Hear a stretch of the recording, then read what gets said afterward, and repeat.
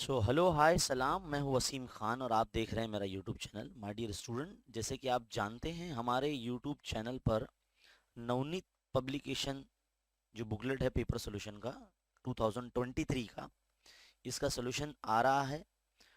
Maths one के हम 5 papers एक वीडियो में सॉल्व कर रहे हैं, क्वेश्चन नंबर वाइज सॉल्व कर रहे हैं। आपने पहला वीडियो देखा होगा हमारा, जिसमें हमने क्वेश्चन नंबर 1 जो है 5 पेपर्स का सॉल्व करके दिया। आपने काफ़ी उसको पसंद किया। फिर हमने क्वेश्चन नंबर 2 जो है 5 पेपर्स का सॉल्व किया। आज इस वीडियो में हम क्वेश्चन नंबर 3 सॉल्व करेंगे पूरे 5 पेपर्स के। ऑल क्वेश्चंस जो है, नंबर ऑफ क्वेश्चंस 30 क्वेश्चंस हैं इस वीडियो में। तो मेरी आपसे रिक्वेस्ट है कि इस वीडियो को स्टार्ट टू एंड लगातार देखें, बिना स्किप किए देखें। और सबसे पहले तो इसको लाइक कर दें ताकि हमको जो है मोटिवेशन मिल सके। और इस वीडियो को अपने फ्रेंड सर्कल में हर किसी को शेयर करें ताकि क्वेश्चन नंबर वाइज जो है हर कोई प्रैक्टिस कर सके। आप देख सकते हैं यहाँ पर आपके सामने जो है पहला क्वेश्चन है, क्वेश्चन नंबर 3 फर्स्ट पेपर का। आपको पेपर पैटर्न पता होगा, हमने ऑलरेडी हमारे चैनल पे बताया है कि पेपर पैटर्न में क्वेश्चन नंबर जो 3 होता है वो एक्टिविटी बेस्ड होता है। क्वेश्चन नंबर 3 में 2 पार्ट होते हैं, ए और बी। तो ए जो पार्ट होता है वो एक्टिविटी बेस्ड होता है, इसमें 2 एक्टिविटी आती है। आपको दोनों में से कोई एक एक्टिविटी करना पड़ती है और उसके लिए 3 मार्क्स मिलते हैं आपको, है ना। और क्वेश्चन नंबर 3 का जो बी होता है, इसमें कुल मिला के 4 क्वेश्चंस आते हैं, जिसमें से आपको सिर्फ 2 ही करने होते हैं। लेकिन हम आपको ऑल क्वेश्चंस कराएंगे, तो कुल मिला के टोटल 30 क्वेश्चंस आपको इस वीडियो में देखने को मिलेंगे। तो इस वीडियो को स्टार्ट टू एंड लगातार देखते रहिए। My dear student, question number 3 का पहला अब हम सॉल्व करने जा रहे हैं। आपके सामने आप देख सकते हैं क्वेश्चन। देखिए यहाँ पर बोला है कंप्लीट द फॉलोइंग एक्टिविटी। एक क्वाड्रेटिक इक्वेशन आपको दिया है और यूजिंग द फॉर्मूला मेथड यहाँ पर ए बी सी का वैल्यू भी आपको दे दिया है। बस आपको बी स्क्वायर माइनस 4ac में वैल्यूज पुटअप करनी है। -4 इंटू ए इंटू सी सब यहाँ पर ऑलरेडी लिखा हुआ है। आपको बी स्क्वायर यानी -10 का स्क्वायर जो है इस तरह से यहाँ लिखना है और आगे कैलकुलेशन करना है। यानी -10 का स्क्वायर यहाँ कितना हो जाएगा, +100 हो जाएगा। 100 + 96 यानी 196 हो जाएगा। तो यहाँ पर 196 लिखेंगे। याद रखिए जितने भी एक्टिविटी बॉक्सेस होते हैं आप में, आपको जो है उसमें कोई ऐड नहीं करना है कोई भी स्टेप, और ना ही कोई भी स्टेप कम करना है ना। या फिर अगर आप सोच रहे होंगे कि भाई मैं एक स्टेप और लिख देता हूँ, है ना, तो वो रॉन्ग हो जाएगा बेटा। तो आपको जितने स्टेप्स है बस उतने ही लिखने हैं आपको। अब आगे फॉर्मूला यहाँ लगा है -b प्लस माइनस। अब यहाँ पर क्या लिखेंगे, रूट में बी स्क्वायर माइनस 4ac। अब आप पहले ना लिख लेना, बाद में फिर बॉक्स बनाना तो ज़्यादा बेहतर रहेगा। अदरवाइज फिर आप अगर पहले बॉक्स बना देंगे बाद में लिखेंगे तो वो जगह कम पड़ सकती है। तो देखो यहाँ पर फॉर्मूला कंप्लीट करना था, फॉर्मूला कंप्लीट हो गया, वैल्यू पुटअप कर दी गई है। यहाँ पर बस बॉक्स में 196 लिखना है हमको, क्योंकि हमने बी स्क्वायर माइनस 4ac का वैल्यू कितना लेकर आया, हमने यहाँ पर 196 लेकर आया। तो 196 यहाँ हमने लिख दिया। 196 14 का स्क्वायर है, तो 196 का स्क्वायर रूट 14 हो जाएगा यहाँ पर। तो माइनस हो गया आपका यहाँ पर एक्टिविटी कंप्लीट। यहाँ पर तो आंसर भी लिखा हुआ है। ख़त्म। आगे बढ़ते हैं नेक्स्ट एक्टिविटी पे। बहुत इजी एक्टिविटी होती है, ऐसे ही क्वेश्चंस रहते हैं एग्जाम में। अब बोला है the following frequency distribution table shows the number of mango trees in a grove, their yield of mangoes and also the cumulative frequency. Complete the following activity to find the median of the data. यहाँ पर number of mango trees है और कितने trees है और कितने mangoes हैं, यहाँ पर आपको पूरा डेटा दिया हुआ है। ये फ्रीक्वेंसी डिस्ट्रीब्यूशन टेबल से आपको जो है क्या फाइंड करना है, मीडियन फाइंड करना है। देखो यहाँ लिखा है मीडियन, मीडियन फाइंड करना है। तो मीडियन का फॉर्मूला आपको पता होना चाहिए। अब ये एक्टिविटी बेस्ड है तो उसमें ऑलरेडी सारा कुछ जो है सॉल्व करके रखा है यहाँ पर। तो आपको बस क्या करना है, देखना है। नॉर्मली हम मीडियन फाइंड करते हैं, तो ये जो क्यूमुलेटिव फ्रीक्वेंसी बनता कैसा है, पहले मैं बता दूं आपको। ये नंबर को, फ्रीक्वेंसी को एज इट इज़ हम लोग लिखते हैं। यहाँ पर देखो एज इट इज़ लिखा हुआ है। फिर नीचे 33 यही नंबर उतारते हैं और उसके अंदर जो है ये 30 प्लस करते हैं, तब जाके ये नंबर हमको मिलता है 63। फिर ये 63 हम नीचे यहाँ पर कैरी करते हैं, है ना, 63 कैरी करते हैं और उसमें ये वाला नंबर जो है ऐड करते हैं +90, तो 153 बन गया। उसी तरह से 153 यहाँ पर हम लोग कैरी करते हैं, फिर उसमें ये वाला नंबर जो है ऐड करते हैं, तो हमको ये वाला नंबर मिलता है 233। फिर वापस इसको 233 को नीचे हम लोग कैरी करते हैं और उसमें ये वाला नंबर ऐड करते हैं, तब जाके हमको ये मिलता है। तो ये जो होता है हमारा n होता है, क्या होता है, n होता है, टोटल मतलब 250 होता है। अब फॉर्मूला जो है हमारा मीडियन का, उसमें n/2 का यूज़ होता है। तो n/2 मतलब ये n का वैल्यू हाफ कर दो तो 250 का हाफ कितना जाएगा, 125 हो जाएगा, है ना। तो 125 हो जाएगा। तो फिर आपको क्या करना है, आपको चेक करना है 125 यहाँ पर क्यूमुलेटिव फ्रीक्वेंसी में किसके नियर बाय है, मतलब वो जो 125 नंबर है वो किसके नियर बाय है। तो 153 के नियर बाय है, इस ये वाला जो है इसके नियर बाय है। तो आपको ये पूरा जो क्लास है ना ये चूज़ कर लेना होगा, ऐसा सिलेक्ट कर लेना होगा ये वाला क्लास। अब ये जो क्लास आपने सिलेक्ट करा तो ये जो पहला नंबर है आपका 150 आपका एल हो जाएगा, है ना। नॉर्मली हम जो करते हैं इसमें मीडियन में, उसमें एल का यूज़ होता है। तो एल क्या होगा, लोअर लिमिट ऑफ क्लास। तो ये क्लास जो है लोअर लिमिट है ना। थोड़ा इसको मिटा देता हूँ, कुछ ज़्यादा डार्क हो गया, एक्सप्लेन कर दिया मैंने, है ना। तो यहाँ पर देखो आपको ये लोअर लिमिट ऑफ क्लास है ये वाला, और ये आपका एफ होगा, फ्रीक्वेंसी होगा, और ये जो सिलेक्टेड क्लास होती है उसका पीछे वाला यानी प्रीवियस ईयर 63 आपको जो सी एफ होगा, क्यूमुलेटिव फ्रीक्वेंसी, है ना। और गैप ऑफ क्लास देखो यहाँ पर 150 से 200 है, यानी 50 का गैप है। तो ये सारी वैल्यूज हमको जो है यहाँ पर पुट करनी है। देखिए अब यहाँ बोला the cumulative frequency which is just greater than 125 is 153 था, है ना। हम लोग ने सिलेक्ट किया, ऊपर बताया अभी टेबल में। The correspondence class will be 150 to 200। तो जो क्लास हमने सेलेक्ट की है उसका वो बताना है आपको। तो यहाँ पर एल मैंने बता दिया था ऑलरेडी 150, एम एफ जो है आपका 90 है, और सी एफ आपका जो है 63 है, और एच जो है 50, ये तो ऑलरेडी बता दिया मैंने। बस आपको फॉर्मूला पुटअप करना है, n/2 minus C F upon F into H, ये फॉर्मूला है।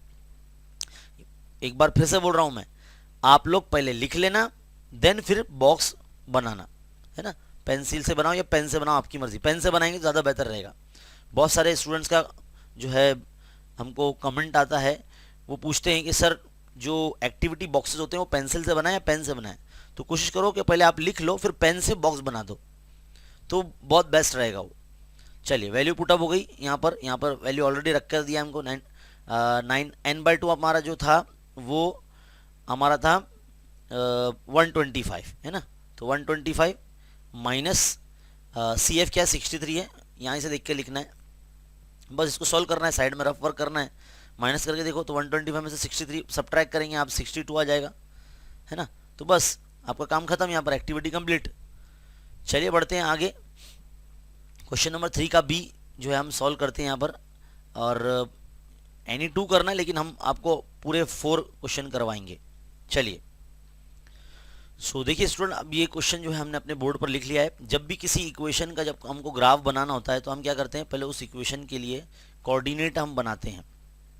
तो जो इक्वेशन आपको दिया है उसमें क्या करना है, आपको y को यहीं रखना है, 2 के माइनस में x को ले जाना है। यानी जो भी वैल्यू आप x की सपोज करेंगे उसको 2 में से सब्ट्रैक्ट करना है आपको। तो हम क्या करेंगे यहाँ पर x y और x, y, यानी इस तरह से पहले हम लोग ऐसे बॉक्सेस फिल कर लेंगे। आप पेंसिल और स्केल की हेल्प से इस तरह से बॉक्स आप बना लेंगे। हम यहाँ फ़िलहाल जो है डिजिटल पेन से यूज़ कर रहे हैं, तो यहाँ पर जो है हो सकता है हमारा लाइन आड़ा टेढ़ा जाए। चलिए मान लीजिए अगर मैंने x का वैल्यू जो है यहाँ पर, जो इधर आप x देख रहे हैं, यहाँ पर मैंने अगर -2 ले लिया मैंने, तो माइनस माइनस प्लस हो जाएगा, है ना। माइनस माइनस प्लस 2 हो जाएगा, तो 2 + 2 4 हो जाएगा, तो 4 आपका, तो इस तरह से -2, 4 आपका पहला कोऑर्डिनेट आपको मिल जाएगा। और मान लीजिए अगर मैंने x का वैल्यू यहाँ पर 0 रखता हूँ मैं, तो 2 - 0 यानी दैट इज़ 2, तो 0, 2 आपको मिल जाएगा कोऑर्डिनेट। इसी तरह से अगर +2 आप रखते हो तो 2 - 2 यानी 0 हो जाएगा, तो आपका तीसरा कोऑर्डिनेट यानी 2, 0 आपको मिल जाएगा। देन फिर अगर आप 4 रखते हो तो 2 - 4 दैट इज़ -2, तो 4, -2 आपका जो है यहाँ पर ऐसे कंप्लीट हो जाएगा। तो जब ये कोऑर्डिनेट आपको मिल जाएंगे तो आपको ग्राफ पेज पर लाइन ड्रॉ करनी होगी, एक्सिस बनाने होंगे, x एक्सिस और y एक्सिस बनाने होंगे, उसमें नंबर प्लॉट करना होगा। ये सारे कोऑर्डिनेट जो है उसमें आपको प्लॉट करके वो लाइन को ड्रॉ कर लेना होगा। नेक्स्ट, अब दूसरा इक्वेशन भी हमको दिया है, यहाँ दिया है x - y = 4 दिया है। अब ये इक्वेशन को भी हमको जो है ऐसे लिखना है। मान लीजिए y को यहाँ लिख लेते हैं, या फिर एक काम करते हैं y को है ना यहाँ भेज देते हैं, y को यहाँ भेज देते हैं, x के माइनस में 4 आ जाएगा, है ना, इस तरह से। तो y इज इक्वल टू हम x माइनस 4 ऐसे लिख सकते हैं। अब यहाँ पर भी जो है हम जो भी वैल्यू सपोज करेंगे x की, उसमें से 4 हमको सब्ट्रैक्ट करना पड़ेगा। तो चलिए मैं पहले एक वैल्यू ले लेता हूँ, 0 ले लेता हूँ मैं पहले। तो x माइनस 0 यानी 0 माइनस एक्स माइनस 4, तो क्या हो जाएगा, -4 ही आएगा ये। तो आपका कोऑर्डिनेट कितना आएगा, 0, -4 हो जाएगा। एक और वैल्यू ले लीजिए, 1 ले लीजिए अब आप। तो 1 लेंगे तो 1 माइनस 4 यानी -3 हो जाएगा। तो आपका कोऑर्डिनेट 1, -3 बन गया। अब आप एक और जो है वैल्यू ले लीजिए। थोड़ा सा देखो लाइन थोड़ा सा टेढ़ा टेढ़ा बन रहा है मेरा, है ना, मैं इसको ज़रा अच्छे से बना लेता हूँ। अच्छा, इसके बाद 2 ले लेंगे तो 2 माइनस 4 2 हो जाएगा, तो -2 हो जाएगा। तो 2, -2। इसी तरह से एक और लाइन, यानी नॉर्मली हम मिनिमम 3 कोऑर्डिनेट ले सकते हैं, लेकिन मैं 4 ले रहा हूँ एक्यूरेसी के लिए, है ना। और 3 अगर ले लेते हैं तो 3 माइनस 4 यानी -1 हो जाएगा। तो 3, -1। ये सारी जो x की वैल्यू है पूरी ये इस इक्वेशन में पुट करना है हमको, तो ही हमको जो है ये इस तरह से कोऑर्डिनेट मिलेंगे। ओके माय डियर स्टूडेंट, अब जैसे आपके पास ये टेबल कंप्लीट हो जाता है, आप क्या करेंगे, ग्राफ पेज पर जो है इसको प्लॉट करेंगे, और दोनों लाइन ऑफ इक्वेशन जहां एक दूसरे को इंटरसेक्ट करेंगी वो आपका सोल्यूशन होगा। सो देखिए स्टूडेंट, इस तरीके से आपको जो है आपका ग्राफ पेज पे ये पूरे पॉइंट्स प्लॉट होने के बाद ऐसे बनेगा जो आप इस वक्त देख रहे हैं। और दोनों एक दूसरे को कहाँ इंटरसेक्ट कर रहे हैं, इस पॉइंट पर 3, 1, ये x का पॉइंट 3 और ये y का पॉइंट -1। तो the coordinate of the point of intersection are 3, -1। इस टाइप का जो सोल्यूशन होगा, याद रखिए स्केल लिखना मत भूलिएगा। आप जब ग्राफ पेज का यूज करेंगे तो स्केल आपको लिखना पड़ता है। आपने x एक्सिस पर 1 सेंटीमीटर इज इक्वल टू कितना यूनिट लिया है, तो ये को 1 सेंटीमीटर को 1 2 3 लाइन से जा रहा है, यानी एक ही यूनिट लिया है आपने।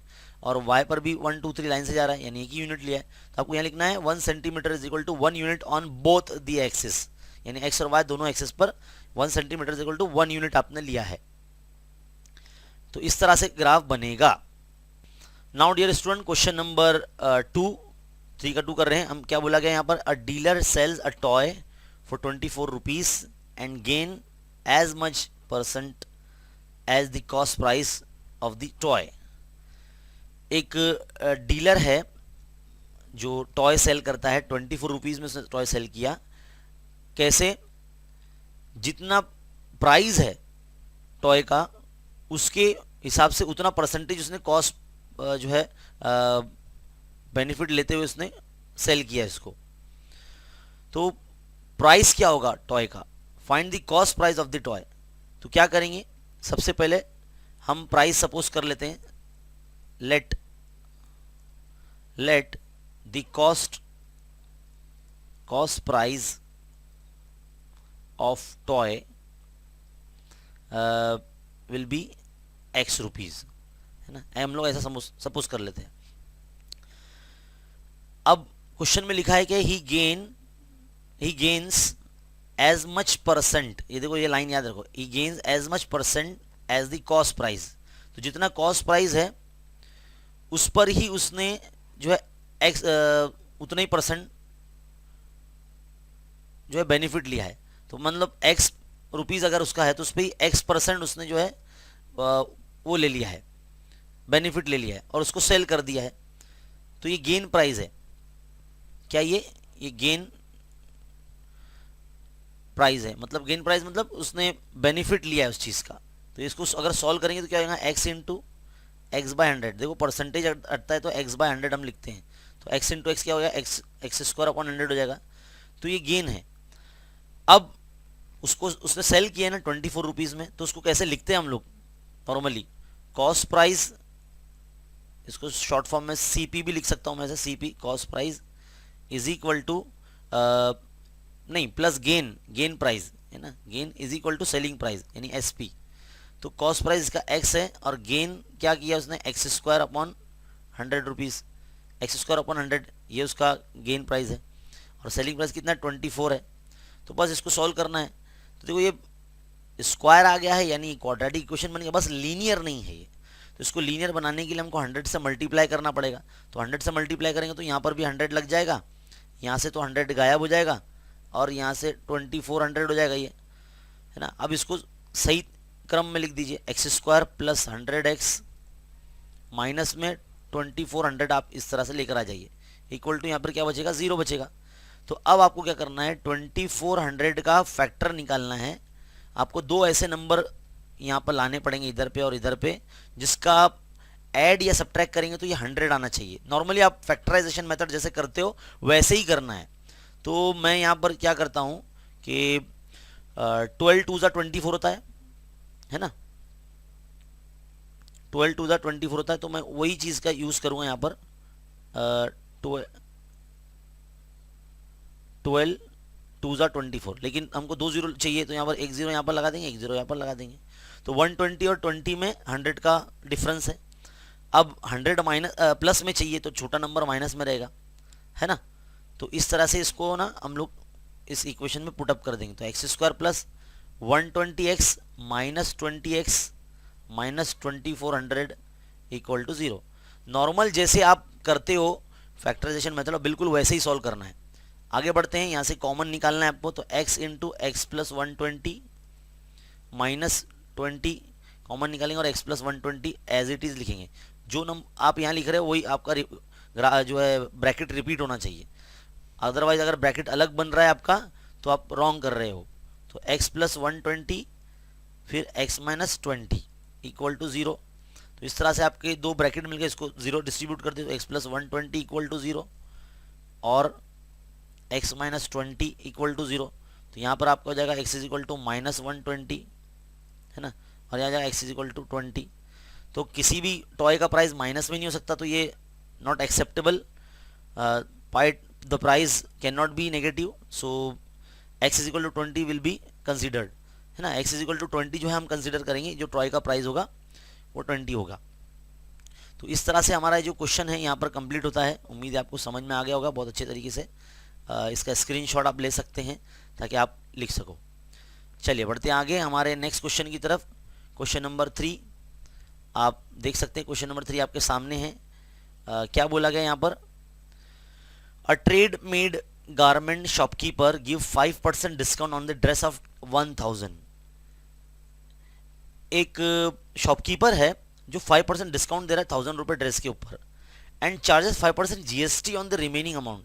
और जो रिमेनिंग अमाउंट बचता है, मतलब डिस्काउंट देने के बाद, तो पहले हम डिस्काउंट अमाउंट पहले फाइंड करेंगे। तो जो भी आपको गिवन पॉइंट है सारा कुछ लिख लो यहाँ पर। आगे बोला है कि what is the purchase price of the dress of the customer for the customer, यानी जो कस्टमर को कितने रुपया में मिला है वो ड्रेस, वो हमको फाइंड करना है। तो पहले आप डिस्काउंट जो है ना वो फाइंड करेंगे। तो डिस्काउंट कैसे फाइंड करेंगे, जो भी आपको कॉस्ट प्राइस दिया है, कॉस्ट प्राइस और उस पर 5% जो रेट है उसका वो लगा देंगे आप। तो कॉस्ट प्राइस है 1000 रुपीज़ एंड 5% यानी 5/100, तो 2020 विल गेट कैंसल। तो 5 10 are 50 रुपीज़, तो 50 रुपीज़ ये डिस्काउंट आया है। तो यहाँ पर अगर हम देखते हैं टैक्सेबल वैल्यू हमको क्या मिल जाएगी, टैक्सेबल वैल्यू कैसे मालूम पड़ेगी, जो 1000 रुपीज़ उसका जो प्राइस था उसमें से 50 रुपीज़ डिस्काउंट निकल गया, तो कितना बचा, ये 950 रुपीज़ बचा। तो ये 950 रुपीज़ पर फिर 5% GST हमको लगाना है। तो हम यहाँ GST फाइंड करेंगे। देयरफॉर GST विल बी किस पे लगाएंगे, 950 पे, 950 रुपीज़ पर 5% GST। तो इसको कैसे सॉल्व करेंगे, 950 इंटू 5/100।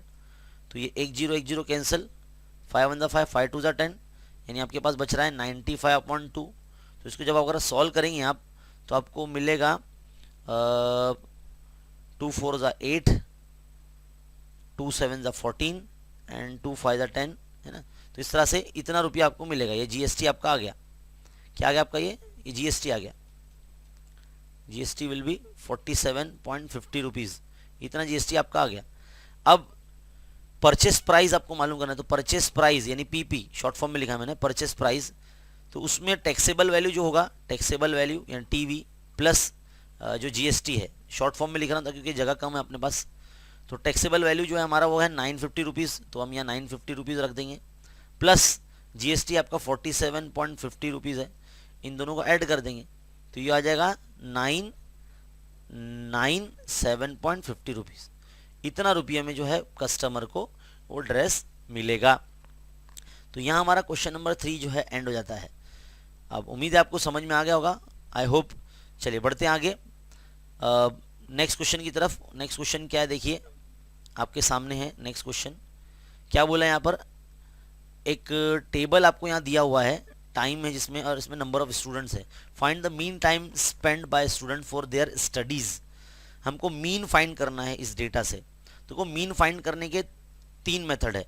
पहला है डायरेक्ट मेथड, आपने प्रैक्टिस सेट नंबर 6.1 में किया होगा, डायरेक्ट मेथड है। दूसरा है आपका एज्यूम मीन मेथड है ना, एज्यूम मीन है। थर्ड है आपका स्टेप डेविएशन मेथड है। तो हम लोग क्या करेंगे, 3 मार्क्स का है ना, तो इजी वे में हम लेने की कोशिश करेंगे इसको। तो हम इसको डायरेक्ट मेथड से सॉल्व करेंगे। तो सबसे पहला काम आपको क्या करना पड़ेगा, जो आपका क्लास है ना, यानी जो ये जो टाइम है आपका, ये क्लास है, इसको इस तरह से वर्टिकल से हॉरिजॉन्टल लिख लेंगे आप। तो 0 to 2, 2 to 4 and 4 to 6 and 6 to 8 ये आपने लिख लिया। देन फिर आपका जो फ्रीक्वेंसी क्लास है जिसको हम लोग FI बोलते हैं, यानी ये वाला, इसको लिख लेंगे सर 10, 16, 20 एंड 4। और इसका पहली फुर्सत में जो है आप क्या करेंगे, सम निकालेंगे। तो देखो ये मैंने एक सिंबल का यूज़ किया है, इसको समेशन बोलते हैं, समेशन या सिग्मा बोलते हैं। यानी अल्जेब्रिक न्यूमेरिक को जो ऐड करने के लिए जो है जो सिंबल यूज़ किया था उसको समेशन या सिग्मा बोलते हैं। तो यहाँ पर इसका जो टोटल कर लेंगे तो आपको मिलेगा 50। कितना मिलेगा, 50 मिलेगा। नेक्स्ट आपको मालूम करना है क्लास मार्क। तो क्लास मार्क को नॉर्मली XI से डिनोट करते हैं हम लोग। बनता कैसे, वो क्लास का लोअर लिमिट और अपर लिमिट को दोनों को ऐड करते हैं और 2 से डिवाइड करते हैं। तो 0 + 2 तो 2 हो जाता है, 2 को 2 से डिवाइड करेंगे तो 1 आ जाएगा, है ना। सेम 2 और 4 को ऐड करेंगे तो 6 हो जाएगा, 6 को 2 से डिवाइड करेंगे तो कितना आएगा, 3 आ जाएगा। आप देखो 2 का गैप हो रहा है यहाँ पर, तो यहाँ पर भी देखो कॉन्जिक्यूटिव टर्म आ रहा है, 2 का गैप है, तो इसके अंदर और 2 का गैप डालेंगे तो कितना हो जाएगा, 5 हो जाएगा। और 2 का गैप बढ़ा देंगे कितना, 7 हो जाएगा, है ना। तो इस तरह से आपको जो है 1, 3, 5, 7 मिल जाएगा। अब आपका अगला कॉलम होगा FI × XI, यानी इस कॉलम और इस कॉलम का मल्टीप्लीकेशन। तो 10 × 1 = 10 हो जाएगा, 16 × 3 = 48 हो जाएगा, 25 = 100 हो जाएगा, और 4 × 7 = 28 हो जाएगा। अब आपको क्या करना पड़ेगा, इस कॉलम का भी टोटल निकालना पड़ेगा, FI × XI, summation FI × XI। इसका टोटल निकालेंगे तो आपको मिलेगा 186। कितना मिलेगा, 186। अब आपको मीन फाइंड करना है, तो मीन फाइंड करने के लिए क्या करना पड़ता है, ये फॉर्मूला आपको याद रखना पड़ेगा। 1 मार्क्स में क्वेश्चन बनता है इधर पे, summation FI × XI upon summation FI, ये फॉर्मूला होता है। यानी ये कॉलम का जो है टोटल अपॉन ये कॉलम का टोटल। तो 186 डिवाइड बाय 50 अगर ये करते हैं हम लोग तो हमको मिलता है 3.72, है ना। इसको डिवाइड अगर आप करेंगे तो 3.72 आपको मिलता है। तो यहाँ पर हमारा फर्स्ट पेपर जो है कंप्लीट हो चुका है माय डियर स्टूडेंट, और इसी तरह से आगे बने रहिए, आगे पेपर भी हम सॉल्व कर रहे हैं। सो डियर स्टूडेंट, यहाँ से हमारा पेपर 2 के जो क्वेश्चन नंबर 3 के सॉल्यूशंस शुरू हो रहे हैं। चलिए देखते हैं। पहला क्वेश्चन आपको दिया है, one of the roots of the quadratic equation. एक क्वाड्रेटिक इक्वेशन दिया है और उसका एक रूट दिया है 3/2। Complete the following activity to find the value of K का वैल्यू फाइंड करना है, यानी वही इसको x की जगह पर रखना है। अगर x का फॉर्म है, यहाँ पर x का वेरिएबल है तो यहाँ पर x का रखना है। तो ये बॉक्स के अंदर आपको बस 3/2 का स्क्वायर लगा के रख देना है आपको। तो 3/2 का स्क्वायर तो कितना हो जाएगा, 3 का स्क्वायर 9 और 2 का स्क्वायर 4, तो 9k/4 हो जाएगा, है ना। 9k/4 हो जाएगा ये। और अगर हम इसको 4 से मल्टीप्लाई करते हैं, जो कि यहाँ पर लिखा है 4 से अगर मल्टीप्लाई करते हैं तो यहाँ से तो 4 कैंसिल हो जाएगा, और 2 2 4 2 3 6 ये तो हो गया ऑलरेडी, और 12 4 जाइए 48 हो जाएगा। तो यहाँ 48 लिख देंगे, है ना। और 48 माइनस 6 तो ये हो जाएगा -54, और फिर जो इधर पे इक्वल के इस साइड आएगा तो +54 हो जाएगा। और k का वैल्यू फाइंड करने के लिए 54 के अपॉइंट में हम 9 को ले लेंगे। तो 9 के टेबल में आता है 9 1 = 9, 9 6 = 54, तो k का वैल्यू 6 आ जाएगा। तो पहला एक्टिविटी हमारा यहाँ कंप्लीट सेकंड पेपर का। आगे बढ़ते हैं नेक्स्ट एक्टिविटी पर। क्या बोला था, following frequency distribution table give the ages of 200 patient treated in a hospital in a week, एक हफ्ते के अंदर जितने भी पेशेंट आए एक हॉस्पिटल में, 200 पेशेंट्स हैं, उनका जो उम्र यानी उनका एज लिखा है, complete the following activity to find the mode of the ages of the patient. Mode find करना माय डियर, देखो यहाँ पर मोड फाइंड करने बोला है और यहाँ पे देखो मोड का फॉर्मूला भी लगा है। तो बस मोड में क्या होता है, हमको सिर्फ जो डेटा दिया उसमें देखना सबसे लार्जेस्ट अमाउंट ऑफ फ्रीक्वेंसी किसका है। तो सबसे लार्जेस्ट नंबर यहाँ पे तो 50 दिख रहा है ना, यहाँ पे सबसे लार्जेस्ट अमाउंट क्या है 50 है, और इसके सामने का क्लास क्या ये है 50, 15 और 20 ये वाला। तो इसमें जो 15 और 20 तो यहाँ पे देखो mode the model class will be 15 to 20, ये आपको लिखना पड़ेगा ऐसे, है ना। और फिर यहाँ पर मोड का फॉर्मूला आपको कंप्लीट करना है। देखो इतना सा बॉक्स बना के दिया है, इसमें हम लिख नहीं सकते, आप लोग क्या करना है एग्जाम में जब क्वेश्चन आएगा तो m is equal to L plus bracket ऐसे बड़ा बनाना, उसमें ऊपर लिखना f1 minus f0 upon 2f1 minus f0 minus f2, है ना, फिर इनटू h। तो ये जो है ना आपको इस तरह से फॉर्मूला लिखना और इसको ना डब्बे में बंद करना है, ऐसे लेकिन एक बार डब्बे में बंद कर देना। देन फिर वैल्यू पुटअप करना, देखो वैल्यू भी रखा है इधर पे, एल का वैल्यू 15 है, तो लोअर लिमिट ऑफ क्लास जो क्लास हमने मॉडल क्लास चूज किया है उसका लोअर लिमिट जो होगा वो एल होगा आपका। अब यहाँ पर f1 माइनस f0 पूरा यहाँ पर लिखना पड़ेगा। तो देखो मैं यहाँ लिखता हूँ साइड में, वो छोटे से बॉक्स में लिखा नहीं जाएगा तो मैं यहाँ साइड में लिख रहा हूँ एल प्लस यानी 15 प्लस, तो f1 हो जाएगा आपका, क्या हो जाएगा f1, ये जो 50 है आपका वो f1 हो जाएगा। सो स्टूडेंट यहाँ पर आप वैल्यू रख दीजिए, आपका f1 जो होगा ये क्लास में जो सबसे बड़ा आपने फ्रीक्वेंसी लिया है ये आपका f1 होगा, और उसके पीछे वाला जो नंबर होगा वो f0 होगा, और उसके आगे वाला जो नंबर होगा वो f2 होगा। बस सारी वैल्यूज़ आपको यहाँ रख देनी है। तो 50 माइनस 30 है ना, अपॉन में 2 इंटू 50 माइनस 30 माइनस 38, और इस तरह से h जो है आपका 5 है। अब ये देखो यहाँ पर ये सारा जो नंबर्स है ये पूरा स्टेप ये बॉक्स में लिखना है आपको इस तरह से। तो ज़रा अच्छे से लिखिए आप, पहले लिखने के बाद फिर स्केल और पेन से बॉक्स बना लेंगे आप। नाउ 15 प्लस कितना हो जाएगा, ये 50 माइनस 30 यानी 20 हो जाएगा, और ये 100 माइनस ये हो जाएगा 68। तो ये आपका आएगा ब्रैकेट में और इसको लिखेंगे बॉक्स में ऐसे, है ना, इंटू 5। अब आगे वाला स्टेप हम लोग कर सकते हैं क्योंकि ये आगे वाला स्टेप नज़र आ रहा है यहाँ पर। 100 माइनस 68 32 आ गया यहाँ पर, और इसको हम इस तरह से लिख सकते हैं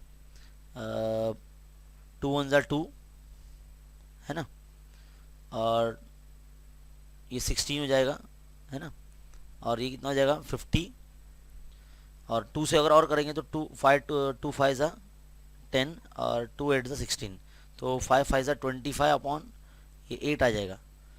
तो इसको अगर आप सॉल्व करेंगे 8 से डिवाइड करेंगे 25 को, और जो नंबर मिलेगा उसको 15 में ऐड करेंगे तो आपको मिलेगा 18.125, ये आपका फाइनल आंसर होगा। तो आपका ये जो क्वेश्चन है यहाँ पर इस तरह से एंड होगा। बस फॉर्मूला यहाँ पर आपको पता होना चाहिए मोड का, और सिंप्लीफिकेशन पार्ट आपको आना चाहिए, तो ही आप जो है ऐसे क्वेश्चन सॉल्व कर पाएंगे। आगे बढ़ते हैं नेक्स्ट क्वेश्चन की तरफ। हमारे नेक्स्ट क्वेश्चन है हमारा 3 का बी। अब यहाँ पर पहला क्वेश्चन आपको क्या बोला है, 2 एंगल्स आर कॉम्प्लीमेंट्री। 2 एंगल्स हैं जो कॉम्प्लीमेंट्री एंगल बनाते हैं यानी 90 डिग्री एंगल बनाते हैं। If the measurement of the angle is more by 50 degree then the other, यानी एक एंगल है जो दूसरे एंगल के 50 डिग्री से ज़्यादा है, then find the measure of the each. तो सबसे पहले आपको क्या करना पड़ेगा, मैं आपको फिगर से बना के दिखाता हूँ ऐसे। मान लीजिए ये आपका एंगल है, 2 एंगल है जो मिलके कॉम्प्लीमेंट्री एंगल बनाते हैं। मान लीजिए ये एंगल समझ लीजिए एक्स है, ये एंगल वाई है ना। अब यहाँ पर सबसे बड़ा एंगल हमारा रहेगा एक्स और दूसरा एंगल वाई जो है रहेगा वो छोटा। अब कॉम्प्लीमेंट्री एंगल है तो दोनों का जो एडिशन होगा वो 90 डिग्री होगा। तो ये अपना पहला इक्वेशन वैसे ही बन गया, दूसरा उसने बोला जो क्वेश्चन में, if the measure of one angle is more by 50, यानी एक एंगल जिसको 50 ज़्यादा है वो दूसरे पहले वाले एंगल से, तो देखो ये दूसरा इक्वेशन बन गया। तो x minus Y is equal to 50 कर लेंगे इसको क्या, और ये दूसरा इक्वेशन बन जाएगा। y क्या हो गया, इधर पे आ गया सिर्फ, है ना, तो x माइनस वाई। तो देखो दोनों इक्वेशन बन गए। इसको हमारा जो एलिमिनेशन मेथड ऐसे सॉल्व करते हैं तो x plus Y is equal to 90 और x minus Y is equal to 50। तो कितना हो जाएगा ये minus Y plus Y cancel, 2x is equal to 9 plus 5 यानी 14 होता है, तो ये 140 हो जाएगा। जब 2 से डिवाइड करेंगे तो x इक्वल टू 70 हो जाएगा। तो x का वैल्यू 70 यानी ये वैल्यू एंगल का वैल्यू जो आपका 70 डिग्री आ जाएगा। बस आपको यही फाइंड करना था ना।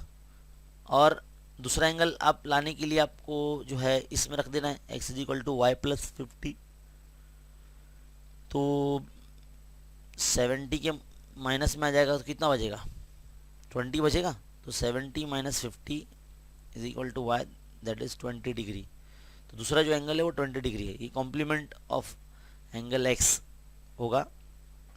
तो यहाँ पर इस तरह से इसका सोल्यूशन है इस क्वेश्चन का। सिंपल है ना, 3 मार्क्स का क्वेश्चन नहीं है, बस आपको पहले लिख के बताना पड़ेगा। Suppose x will be the x and y both are making complementary angle, ऐसे आपको लिखना है। एंड देन आप बताएंगे कि भाई x is greater than y, है ना, एक्स बड़ा एंगल है, वाई छोटा एंगल है, और कॉम्प्लीमेंट्री है इसलिए x plus Y is equal to 90। और फिर जो नेक्स्ट कंडीशन है आपका क्वेश्चन का, उससे आपका इक्वेशन नंबर 2 बनेगा। दोनों को आपको साइमल्टेनियसली सॉल्व करना है तो आपका आंसर आ जाएगा। आगे बढ़ते हैं नेक्स्ट क्वेश्चन की तरफ। नेक्स्ट क्वेश्चन है the sum of a natural number and its reciprocal is 65/8। देखिए कोई भी नंबर होता है तो उसका रेसिप्रोकल कैसे लिखते हैं। मान लिया अगर हम the natural number is number is x, तो उसका रेसिप्रोकल क्या होगा, 1/x होगा। और यहाँ लिखेंगे and its reciprocal B 1/x, है ना। तो उसने क्या बोला, the sum of a natural number. Sum मतलब पहले x फिर उसका रेसिप्रोकल का सम, है ना। तो ये सम लगाया इसलिए ऐड कर दिया, इक्वल टू कितना बोला है, 65/8 बोला है। अब देखो यहाँ पर इधर पर डिनोमिनेटर में x है, इधर पे 8 है, तो हम 8x से मल्टीप्लाई कर देंगे।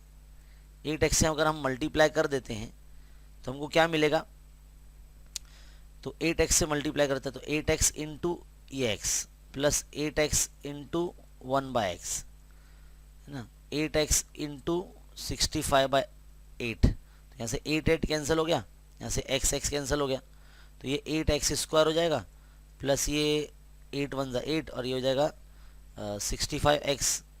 अब आप क्या करेंगे, 8x स्क्वायर के माइनस में 65x को यहाँ लेकर आ जाइए प्लस 8 इक्वल टू 0। अब ये 8 का क्या होता है, 64 होता है। आपको फैक्टराइजेशन मेथड आता है, 64 होता है ना। 64 का जो अगर फैक्टर निकालने हैं, क्योंकि हमको 65 लेकर आना है, तो हम क्या करेंगे, 64 1 64 ही करेंगे, और माइनस में 65 चाहिए तो दोनों को माइनस रखना पड़ेगा। बस अब इसमें आप इन दोनों को x का कपड़ा पीना और बिठा दो, तो 8x square as it is रहेगा। बस 65x की जगह पर आप minus 64x minus 1x plus 8 equal to 0। भाई 8 है ये प्लस 8 इक्वल टू 0, है ना। अब क्या करेंगे, कॉमन निकालेंगे यहाँ से, तो 8x कॉमन निकालेंगे तो यहाँ पर क्या बचेगा, यहाँ पर बचेगा x माइनस 8 बचेगा। फिर -1 कॉमन निकालेंगे तो x माइनस 8 आएगा। x माइनस 8 2 बार है तो आपको एक बार लिख देना पड़ेगा, यानी कॉमन निकालेंगे। फिर क्या बच रहा है, ये और ये बच रहा है ना, तो 8x माइनस 1। देन आप नेक्स्ट स्टेप में 0 डिस्ट्रीब्यूट करेंगे तो x minus 8 equal to 0 and then 8x minus 1 equal to 0। Therefore x is equal to ये प्लस 8 हो जाएगा, और x इज इक्वल टू ये 8x इज इक्वल टू ये प्लस 1, और नेक्स्ट स्टेप में x इज इक्वल टू 1/8। तो देखो पहला नंबर आपको 8 मिला, दूसरा उसका रेसिप्रोकल 1/8 मिला है। तो इस तरह से ये जो क्वेश्चन का सोल्यूशन कंप्लीट है ना। तो हमारा जो 1/8 है ये नेचुरल नंबर नहीं होगा, ये हमारा नेचुरल नंबर होगा, तो इसको हम कंसीडर करेंगे, है ना। तो नेचुरल नंबर विल बी 8। चलिए नेक्स्ट क्वेश्चन की तरफ बढ़ते हैं। नेक्स्ट क्वेश्चन क्या है हमारा, नेक्स्ट क्वेश्चन है the area under different crops in a certain village in given is given below. Draw a pie diagram, show the information. Pi diagram बनाने बोला है। प्रैक्टिस सेट 6.4 में आपने ऐसे क्वेश्चंस किए होंगे। आपको एक टेबल, एक नॉलेज आपको दे दिया जाता है, एक वर्टिकली आपको जो है लिखना होता है यहाँ पर, है ना, हॉरिजॉन्टली बनाना होता है यहाँ पर। तो जब जो भी आपका डेटा है क्रॉप्स, उसको आप इस तरह से टेबुलर फॉर्म में लिख लीजिए। क्रॉप्स में सबसे पहले आएगा जवार है, फिर वीट है। थोड़ा सा गैप लेके लिखना है क्योंकि हम लोगों को सॉल्व करना है ना। तो वीट, देन फिर sugar cane, sugar cane, then फिर वेजिटेबल्स, तो वेजिटेबल्स। यहाँ पर आपको जो एरिया दिया है, एरिया वो आपको लिखना है और इसका टोटल करना है। 40, 60, ये 100 हो गया, ये 50, 150 हो गया, और ये 30 तो 180 हो गया। तो देखो टोटल यहाँ पर 180 आ जाएगा इसका टोटल। नेक्स्ट स्टेप में आप देखो पाई डायग्राम बनाना है तो को सेंट्रल एंगल का ज़रूरत होता है, यानी इसलिए मैंने थीटा यहाँ लिखा है। आपको करना क्या है, 40 को डिवाइड करना है टोटल से, यानी 180 से, देन मल्टीप्लाई करना है 360 से। ऐसे बिल्कुल नहीं लिखेंगे आप, मेरे पास जगह कम है इसके लिए मैं ऐसे लिख रहा हूँ। तो 40 divide by 180 into 360 is equal to आपको नंबर मिलेगा। तो 0 0 गेट कैंसल, 18 1 18, 18 2 36, 42 80 हो गया। तो ये आपका पहला सेंट्रल एंगल मिल गया जिससे आप पाई डायग्राम बना सकते हैं, है ना। देन फिर आप 60 अपॉन ये वाला जो वैल्यू है इसको भी ऐसी करेंगे, 60 अपॉन टोटल यानी 180 इंटू 360 से मल्टीप्लाई करेंगे क्योंकि पाई डायग्राम बनाना है। 0 0 गेट कैंसल, 18 1 18, 18 2 36, तो 62 120 हो जाएगा। तो सबको ऐसे करके देखना है आपको। 50 अपॉन 180 इंटू 360, 0 0 गेट कैंसल, 18 1 18, 18 2 36, तो 52 100 हो जाएगा आपका ये angle. Next last one 30 upon 180 into 360, तो ये 0 0 गेट कैंसल, 18 1 18, 18 2 36 एंड 32 60, तो 60 डिग्री। ये सारी जो वैल्यूज़ आपको मिली है ये वाली सेंट्रल एंगल की, इसके बेसिस पर आपको पाई डायग्राम बनाना है। सबसे पहले तो आपको क्या करना पड़ेगा, पाई डायग्राम बनाने के लिए आपको जो है 5 सेंटीमीटर का एक सर्कल आपको बना लेना पड़ेगा। अब देखिए हमारे स्टूडेंट, हमने जो है ना 5 डिग्री सेंटीग्रेड का एक सर्कल बना लिया है। अब सर्कल बनाने के बाद अगर आप देखेंगे यहाँ पर, सर्कल बनाने के बाद आप जो है इसका रेडियस बना लेंगे। तो देखो ये सेंटर है, मान लीजिए इसका नाम ओ दे दिया हमने, यहाँ से यहाँ तक इसका रेडियस बना लिया।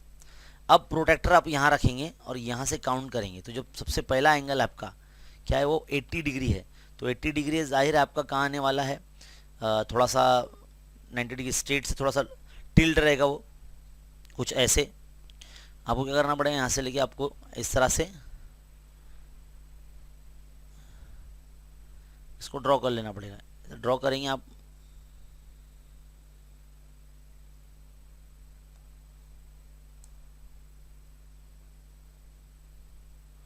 देखो ये ऐसे डिग्री बता रहा है, तो 80 डिग्री बोला है, तो ये 80 डिग्री हमारा यहाँ पर आ जाएगा। देखो ये 2 ज़्यादा हो गया, 80 डिग्री लेना है ना।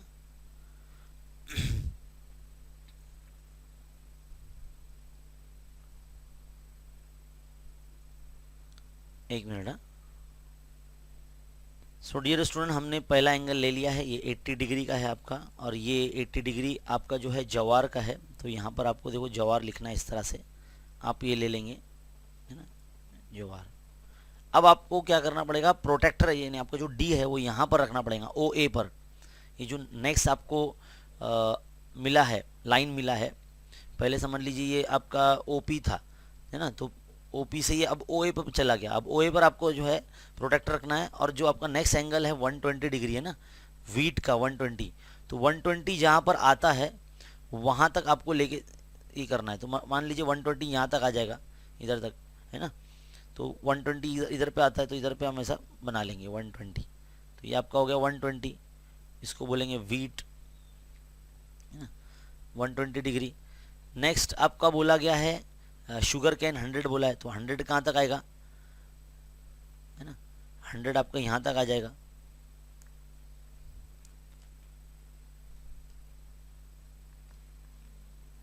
मान लीजिए 100 आपका यहाँ तक आ गया, या थोड़ा सा और आगे आएगा ऐसे, देखो मैं डिजिटल पेन से बना रहा तो मेरा हो सकता है शायद थोड़ा सा टेढ़ा बने, है ना।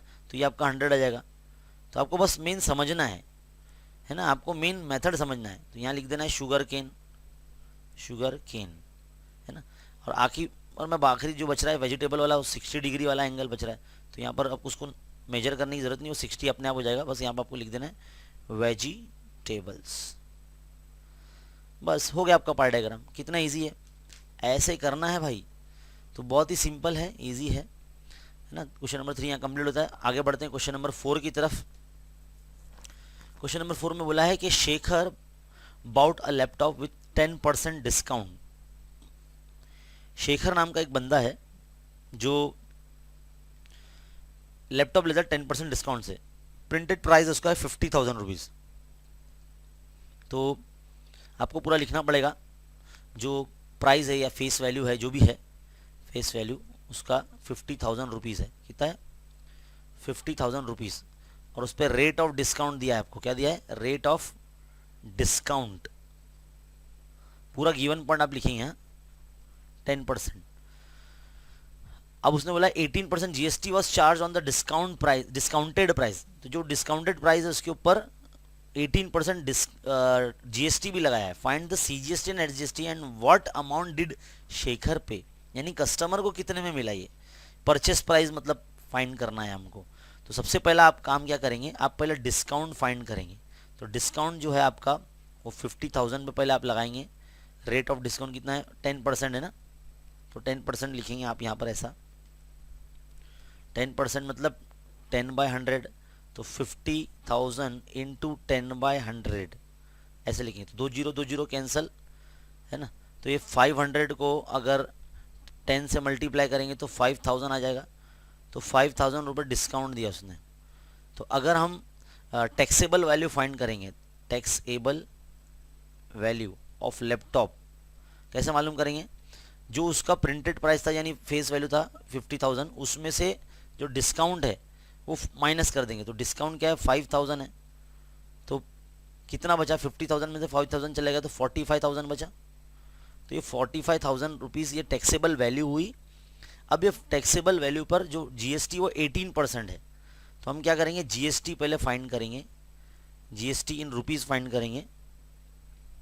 जीएसटी 45,000 रुपीज़ पर जो है 18% लगाएंगे, है ना। तो क्या हो जाएगा? 45,000 इंटू 18% यानी 18/100। तो 2 0 गेट कैंसिल। क्या बचा?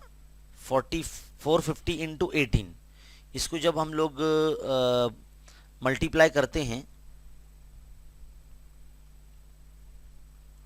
तो 8100 मिलता है हमको। कितना मिलता है? जीएसटी 8100 मिलता है, इतना मिलता है। लेकिन हमको सीजीएसटी और एसजीएसटी फाइंड करने बोला है।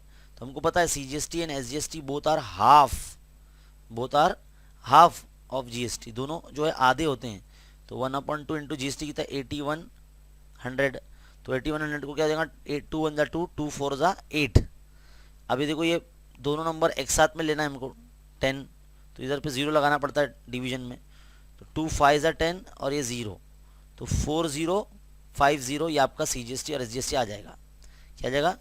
4050 आपका सीजीएसटी एसजीएसटी आ जाएगा, जो हमको फाइंड करने बोला है ना। अब बोला है कि भाई परचेस प्राइस क्या होगा। तो purchase price for customer will be, एक तो टैक्सेबल वैल्यू 45,000 प्लस जीएसटी यानी 8100 रुपीज़।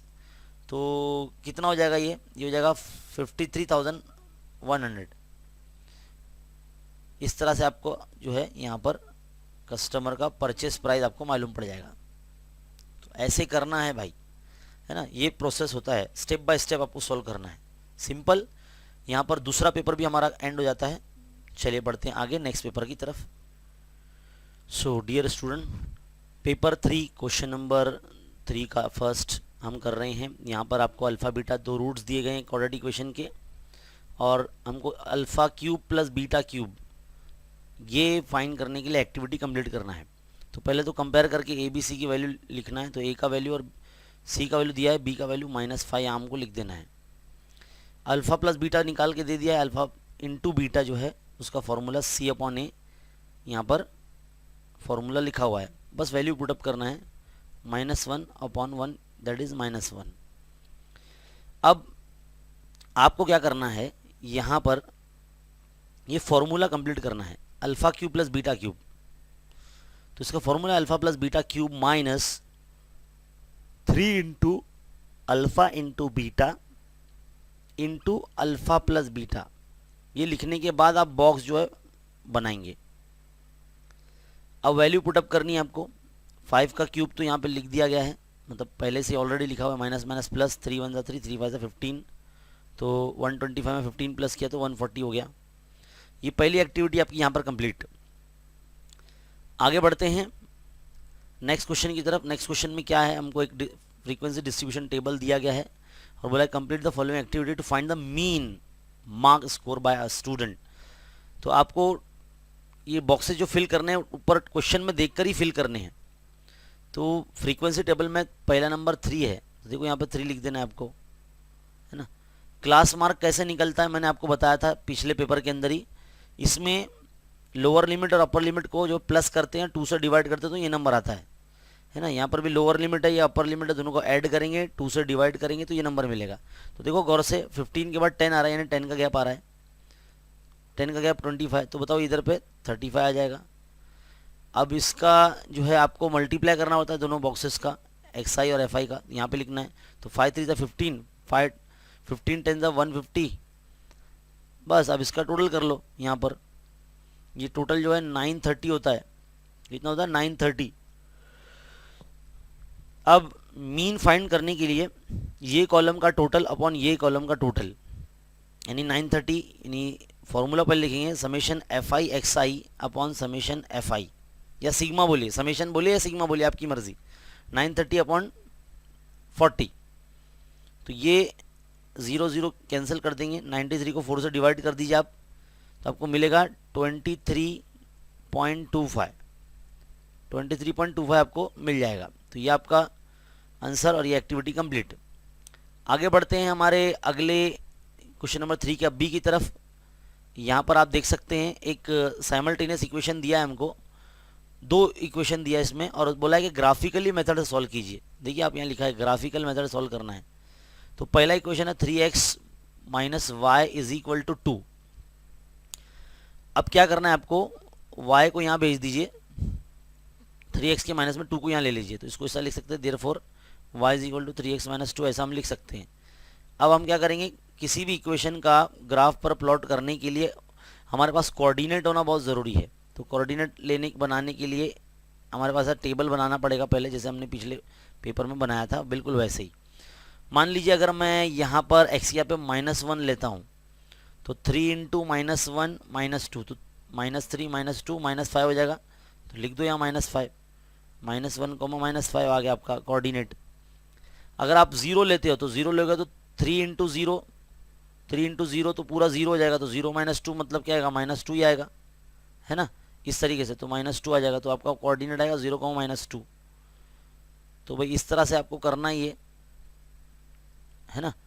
अब बारी आती है 1 ले लेते हैं हम लोग, तो 1 लेंगे तो 3 1 3, 3 -2 मतलब कितना हो गया, 1 हो गया, तो 1, 1 आपका कोऑर्डिनेट आ गया। एक और पॉइंट ले लो, 2 ले लेते हैं, चलो 3 2 6, 6 -2 यानी कितना हो जाएगा, 4 हो जाएगा, तो 2, 4 आपका ये हो गया। तो जैसे ही आपके कोऑर्डिनेट रेडी हो जाते हैं किसी इक्वेशन के, आप सबसे पहले ग्राफ पेपर लीजिए, उसके ऊपर एक्स और वाई एक्सिस बनाइए, एक्स एक्सिस और वाई एक्सिस पॉइंट प्लॉट कीजिए, सारे कोऑर्डिनेट प्लॉट कर दीजिए और उसको उसका लाइन बना लीजिए आप। अब सेकेंड इक्वेशन है हमारा, ये क्या है, 2x minus Y is equal to 3 है। यहाँ पर भी हम ये करेंगे, y को यहाँ भेज देंगे, 2x के माइनस में 3 को ले लेंगे, therefore y is equal to क्या हो जाएगा हमारा, 2x माइनस 3 हो जाएगा। इसके लिए भी हमको यही सेम टेबल बनाना पड़ेगा, ऐसे ही कोऑर्डिनेट चाहिए ना हमको, तो हम इस तरह से जो है टेबल बना लेंगे। देखो सीधा सीधा लाइन बनाना है ना, इस तरह से टेबल बना लीजिए आप स्केल और पेंसिल का इस्तेमाल करके अच्छे से। चलिए अब हम x का वैल्यू 0 पुट करते, तो 0 2 इंटू 0 0 0 -3 यानी -3, तो आपका जो हो जाएगा 0, -3 आपका कोऑर्डिनेट बन जाएगा। इसी तरह से आप 2 ले लीजिए, तो 2 2 4 4 -3 यानी 1 हो जाएगा, तो 2, 1 आपका कोऑर्डिनेट बन गया। इसी तरह से अगर आप 3 लेते तो 2 3 6 हो जाएगा। तो जो भी वैल्यू हम ले रहे हैं एक्स की वो अपने से ले रहे हैं, कुछ भी ले रहे हैं, आप भी अपनी मर्जी से कुछ भी ले सकते हैं, कोई भी नंबर एकदम रैंडमली सिलेक्ट कीजिए, कुछ भी नंबर ले सकते हैं, माइनस में लीजिए, प्लस में लीजिए, जैसा लेना है आपको वैसे लीजिए। तो 2 3 6, 6 माइनस 3 मतलब 3 हो गया, तो ये 3,3 आपका कोऑर्डिनेट आ जाएगा। फिर आप 4 ले लो, तो 2 4 8, 8 माइनस 3 यानी 5 हो जाएगा, है ना। तो 4,5 आपका कोऑर्डिनेट हो गया। बस अब इसको जल्दी से जल्दी जो है आप प्लॉट कर लीजिए ग्राफ पर, तो आपके पास ग्राफ बन जाएगा। तो कुछ इस तरह का जो ग्राफ है आपके सामने बनेगा जब आप दोनों लाइन को के जो पॉइंट्स है प्लॉट करके उस तरह से उसको ड्रॉ कर लेंगे। तो देखो दोनों लाइन एक दूसरे को जहाँ इंटरसेक्ट करेगी -1, -5, ये आपका उसका सोल्यूशन होगा। ये एक यूनिक सोल्यूशन होगा जो पॉइंट ऑफ इंटरसेक्शन होता है। तो इसमें x का वैल्यू -1 है और y का वैल्यू -5 है। तो ये आपका जो है सोल्यूशन इस तरह से। और स्केल लिखना बिल्कुल मत भूलिए, 1 centimetre is equal to 1 unit on x and y axis, x axis and y axis, बस इस तरह से करना है। चलिए बढ़ते हैं आगे अगले क्वेश्चन की तरफ। Solve the quadratic equation using formula method. अब फार्मूला मेथड से आपको जो है क्वेश्चन सॉल्व करना है। जो इक्वेशन आपको यहाँ दी गई है, आपको जो गिवन इक्वेशन है, इसको सबसे पहले तो आप कंपेयर करेंगे किससे, ax² + bx + c = 0 से। तो ऐसा लिखेंगे कंपेयरिंग विथ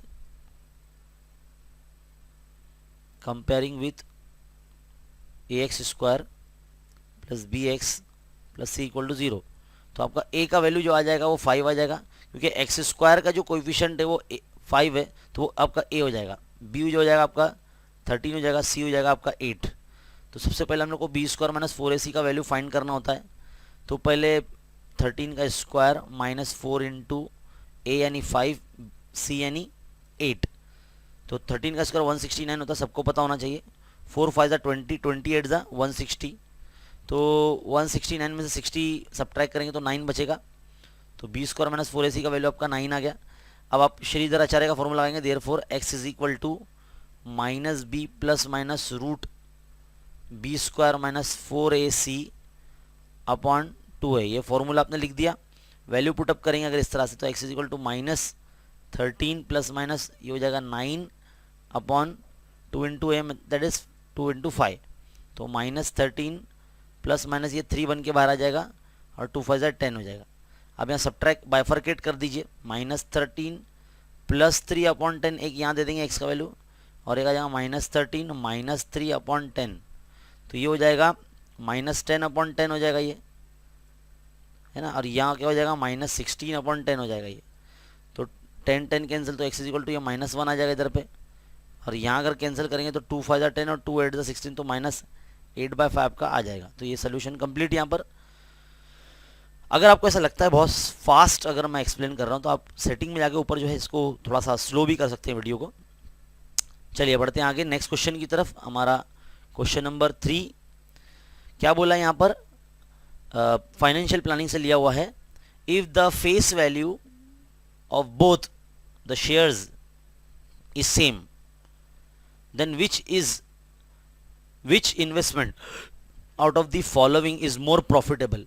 दो कंपनी के शेयर्स दिए हैं, शेयर्स का डिविडेंड दिया है, एक 16% दे रहा है डिविडेंड, एक 20% दे रहा है, और दोनों के मार्केट वैल्यू हमको दिया है दोनों कंपनी का।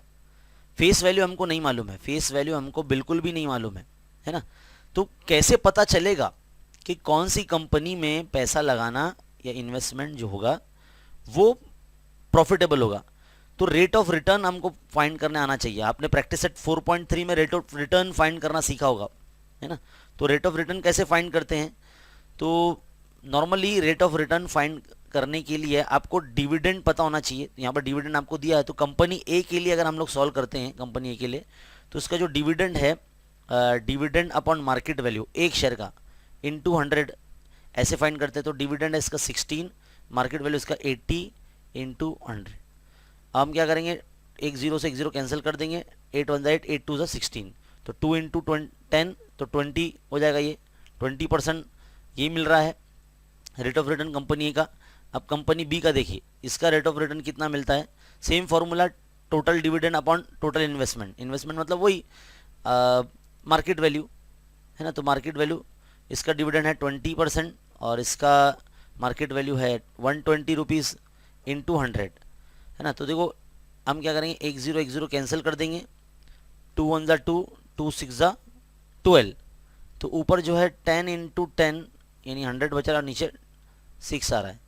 इसको अगर हम सॉल्व करते हैं तो कितना हो जाएगा यार, 2 3 ज़ा 6, 2 5 ज़ा 10, तो ये ऊपर जाएगा 50/3 हो जाएगा ये। इसको अगर सॉल्व करते हैं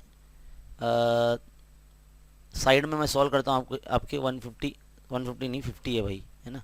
तो 50 को 3 से करते हैं तो 3 1 ज़ा 3, 2 बचा है ना, 2 रिमेनिंग हुआ, 0 ज़ा तो 3 6 ज़ा 18 है ना, 3 6 ज़ा 18, 2 रिमेनिंग, डेसिमल लगाया, 2 0 इंक्रीज किया, 2 6 ज़ा 18 है ना। तो ये तो चलता रहेगा, 16.6666 तो इस तरह से आता रहेगा। तो 16.66% ये डिविडेंड आ रहा। तो किसका डिविडेंड ज़्यादा है, 20% कंपनी ए का था, 16.66% कंपनी बी का है। तो जिसका रेट ऑफ रिटर्न ज़्यादा वहाँ पर इन्वेस्टमेंट करना प्रॉफिटेबल होगा। तो हम यह बोलेंगे therefore the investment in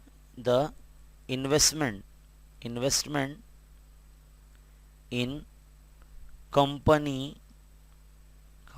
A is more profitable, यानी उसमें कंपनी ए में पैसा लगाना ज़्यादा प्रॉफिटेबल रहेगा। चलिए आगे बढ़ते हैं नेक्स्ट क्वेश्चन की तरफ। क्वेश्चन नंबर 4 क्या बोला यहाँ पर, time allotted for the preparation of an examination by some student shown in the table. Time दिया गया है स्टूडेंट्स को एग्जाम का प्रिपरेशन करने के लिए। इस नॉलेज का, इस डेटा का यूज़ करके draw histogram to show the information. मैंने इसको जो है हमको हिस्टोग्राम के ज़रिए दिखाना है ग्राफ पेज पर। तो याद रखिए ये जो जितने भी आपका क्लास है ये एक्स एक्सिस पर आता है और जो भी ये नंबर आता है ये वाई एक्सिस पर आता है। बस आपको स्केल कैसा लेना वो ध्यान में रखना है। और ये नंबर्स आप देख लो, इसमें सबसे छोटा नंबर क्या है ना, 14 है, 14 आ रहा है, 16 आ रहा है, 20 आ रहा है, 22 आ रहा है, 24 आ रहा है, यानी 2 से डिविजिबल नंबर आ रहे हैं। 2 का गैप लेके भी आप लिख सकते हो या 4 का गैप लेके भी आप लिख सकते हो। ये वाई एक्सिस पे आपको लेना है। तो कैसे लेना है आइए देखते हैं। सो डियर स्टूडेंट देख सकते हैं आप इस तरीके का जो है आपका बनेगा। नंबर ऑफ स्टूडेंट्स जो होंगे वो वाई एक्सिस पर यहाँ पर आ जाएंगे, है ना। Number of student y axis पर यहाँ पर आ जाएंगे। ज़रा मैं इसको ब्लैक पेन से दिखाता हूँ, है ना। नंबर ऑफ स्टूडेंट जो होंगे वाई एक्सिस पे यहाँ पर आ जाएंगे और नंबर ऑफ जो क्लास होगा आपका टाइम अलॉटेड वो एक्स एक्सिस पर यहाँ पर आ जाएगा। देखिए जो क्लास स्टार्ट हो रहा है यहाँ पर आप देखेंगे वो 60 to 80 से स्टार्ट हो रहा है, यानी 1 to 50 का हमारे पास डेटा नहीं है। तो जब डेटा नहीं है तो हमको क्या करना पड़ता है, यहाँ पर रिंग मार्क लगाना पड़ता है। आप देख सकते हैं यहाँ रिंग मार्क आपको नज़र आ रहा होगा, है ना। ये रिंग मार्क बहुत ज़रूरी है, ये अगर नहीं बनाएंगे तो जो है आपका कंटिन्यूस डेटा नहीं है ना आपके पास, इसके लिए तो ये बनाना पड़ता है। बस आपको क्या करना पड़ेगा, सारा क्लास जो है एक्स एक्सिस पे आ जाए और जितना भी नंबर्स है 2 4 6 8 लिया है। यहाँ पर मैं तो बोलता हूँ कि आपको 4 कर लो क्योंकि इतना बड़ा बार और बहुत काफ़ी ज़्यादा लंबा बनेगा पेज पर। तो छोटा है, सिंपल एंड सोबर बनाइए। तो आपको 4 4 1 4 4 2 4 3 है ना 12, इस तरह से ऐसा 4 4 का गैप लेके बनाइए। तो आपको यहाँ पर स्केल चेंज करना पड़ेगा। 1 centimetre is equal to 4 unit on y axis, ऐसा लिखना पड़ेगा आपको यहाँ पर वाई एक्सिस पे। जैसे यहाँ पर 2 स्टूडेंट लिखा है ना, 1 सेंटीमीटर 2 स्टूडेंट का गैप है, तो आपको यहाँ पर 1 centimetre is equal to 4 student बताना पड़ेगा, है ना। और एक्स एक्सिस पे आपको क्या बताना है, 1 सेंटीमीटर इज इक्वल टू कितना 20 का गैप है ना, 60 के बाद 80 आ रहा है, 80 के बाद 100 आ रहा है, 100 के बाद 120 आ रहा है। तो आपको 20 का गैप है, तो यहाँ पे लिखना है 20 मिनट्स, यानी 1 सेंटीमीटर इज इक्वल टू 20, क्योंकि टाइम है ना मिनट्स में ये, तो 1 centimetre is equal to 20 minutes. तो इस तरह से आपको जो है बनाना होगा। बहुत ही सिंपल है, इजी है हिस्टोग्राम बनाना। चलिए नेक्स्ट क्वेश्चन पे बढ़ते हैं आगे। सो डियर स्टूडेंट पेपर 4 अब यहाँ से स्टार्ट हो रहा है। पेपर 4 के क्वेश्चन नंबर 3 हम सॉल्व करने वाले हैं। देखिए पहला क्वेश्चन यहाँ है, the difference between the ages of mother and her daughter is 24 years. माँ बेटी है, दोनों की एज का डिफरेंस 24 है। The sum of the reciprocal of their ages, तो उनकी एजेस का रेसिप्रोकल है और उसका भी सम है वो 1/9 है। ऐसा क्वेश्चन पिछले पेपर में यानी प्रीवियस पेपर में भी हम लोग ने किया है। Complete the following activity to find their mother's present age, माँ की एज फाइंड करनी है। चलिए देखें, let the mother present age is x, हमको ये भी सपोज करके दिया है, तो then the daughter will be x - 24 होगा सिंपली, है ना। बेटी 24 साल छोटी होगी ना, 24 है दोनों का difference. Reciprocal of mother age will be 1/x होगा, और बेटी का तो 1 बाय जो है क्या हो जाएगा 1/x - 24 जो कि यहाँ दिया है। उनका सम कितना है 1/9 है, क्वेश्चन में दिया देखो उनका सम ऑफ द रेसिप्रोकल एजेस 1/9, तो यहाँ पर 1/9 रख देंगे। अब यहाँ से हमको सॉल्व करके देखना पड़ेगा कि यहाँ इस बॉक्स में क्या आएगा। तो चलिए देखिए 1/x plus 1/x plus 24 is equal to 1/9। यहाँ क्रॉस मल्टीप्लाई करेंगे x plus 24 upon x into x plus 24 is equal to 1/9। तो ये जाएगा 2x plus 24 divide by x square plus 24 x is equal to 1/9। अब फिर से क्रॉस मल्टीप्लाई, तो 9 to 18x plus 24 को 9 से अगर मल्टीप्लाई करते तो 216 आता है, इक्वल टू ये एक्स स्क्वायर प्लस 24 x, यानी ये क्रॉस मल्टीप्लाई किया हमने यहाँ पर, तो हमको क्या मिला 18x प्लस 216 है ना। तो 18x माइनस बोला है ना, माइनस 216 होगा, तो माइनस कैसे होगा, अरे मैंने इधर प्लस ले लिया क्या, चलिए चेक करना पड़ेगा। देखो इधर पे यहाँ पर एक रॉन्ग हो गया, यहाँ पर मैंने प्लस डाल दिया था, यहाँ माइनस डालना है बेटा, है ना, यहाँ पर माइनस डालना है, यहाँ माइनस, तो माइनस होगा तो ये हो जाएगा ये हो जाएगा माइनस 24x हो जाएगा ये, है ना। तो कुछ इस तरह से ये हो जाएगा 18x क्रॉस मल्टीप्लाई करेंगे अगर इसको, तो x - 24 होगा ना, तो यहाँ पर भी -24 आएगा, है ना। तो -24, तो ये जो मल्टीप्लाई होगा तो यहाँ पर -216 होगा, है ना। तो यहाँ पर -216 आना है, तो माइनस तो लिखा है 216 आ जाएगा। तो देखो ये वाला स्टेप जो है यहाँ पर आ रहा है ना, ये वाला स्टेप यहाँ पर आ रहा है। अब क्या होगा कि सारे नंबर जो होंगे वो इस साइड आ जाएंगे, यानी एक्स स्क्वायर - 24x -18x, है ना, प्लस 216, तो इक्वल टू क्या हो जाएगा 0 हो जाएगा। तो एक क्वाड्रेटिक इक्वेशन बन जाएगा कुछ इस तरह से, ऐसा बन जाएगा एक्स स्क्वायर -24 और -18, ये हो जाएगा -42, है ना, -42x प्लस 216 इक्वल टू 0। तो ये -42 जो है ना यहाँ पर बॉक्स में आएगा बस। तो ऐसे रफ वर्क करके देखना पड़ेगा, ये जो मैंने किया है ना ये रफ वर्क है, ये रफ वर्क करना पड़ेगा आपको, तब जाके आपको पता चलेगा ये स्टेप कैसे आया है ना। तो साइड में सॉल्व करना पड़ेगा रफ वर्क में। देन आपका x जो है वो माँ का एज था, तो माँ का एज 6 साल नहीं हो सकता, है ना, तो इसलिए x is equal to 6 can not be consider, है ना। तो x is equal to 36 will be the present age of mother. तो यहाँ पर एक क्वेश्चन हो गया। आगे बढ़ते हैं नेक्स्ट क्वेश्चन की तरफ। नेक्स्ट क्वेश्चन क्या है, the following table shows the daily supply of electricity to different places in a town. एक शहर जहाँ पर इलेक्ट्रिसिटी डेली कितना सप्लाई होता है वो बताया है अलग अलग चीज़ को। To show the information by pie diagram, pie diagram में इन्फॉर्मेशन शो करना है। Measure of central angle are to be decided, तो हम लोग को सेंट्रल एंगल चाहिए रहेगा। तो सेंट्रल एंगल बनाने के लिए चलिए ये कर लेते हैं सॉल्व। देखो यहाँ पर टोटल 30 है, यहाँ पर ये 4 है, यहाँ पर पता नहीं कितना है, या 6 है, या 8 है। तो 4 + 6 कितना हो गया 10 हो गया, 10 + 8 क्या हो गया 18 हो गया। तो 30 में से 18 माइनस कर दो तो क्या हो जाएगा 12 आ जाएगा। तो ये 12 आ गया अपना यहाँ पर। अब आपको क्या करना पड़ेगा 36 से 360 से मल्टीप्लाई करना पड़ता है ना। देखो यहाँ पर 360 लिखा है, यहाँ पर भी 360 लिखा है, यहाँ पर भी 360 लिखा है, तो यहाँ पर भी 360 आएगा, तो इसलिए 360 लिख दिया। अब यहाँ पर सॉल्व करा हुआ है तो कुछ करना ही नहीं हमको, बस यहाँ पर क्या लिखना है 12 अपॉन टोटल यानी 30, ये लिखना है बस।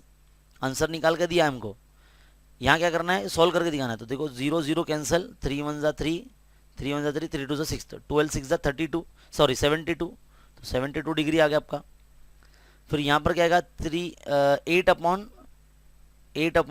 30 यानी 8 अपॉन टोटल, तो इसका भी 0 0 कैंसिल करो, 3 1 ज़ा 3, 3 2 ज़ा 6, तो 12 8 ज़ा 96, तो 96 डिग्री आ जाएगा।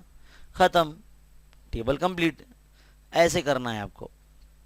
तो यहाँ पर हमारा पेपर 4 का क्वेश्चन नंबर 3 का एक एंड हो गया है। अब बढ़ते हैं क्वेश्चन नंबर 3 का B.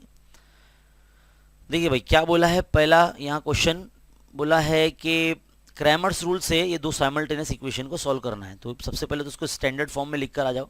4x plus 3y is equal to -4 equal to 0 ऐसा दिया है ना। दूसरा इक्वेशन क्या, 6x is equal to 8 minus 5y। तो पहले स्टैंडर्ड फॉर्म में लिखो उसको, 4x plus 3y is equal to, equal के इधर भेजो उसको, इक्वेशन नंबर 1 हो गया आपका।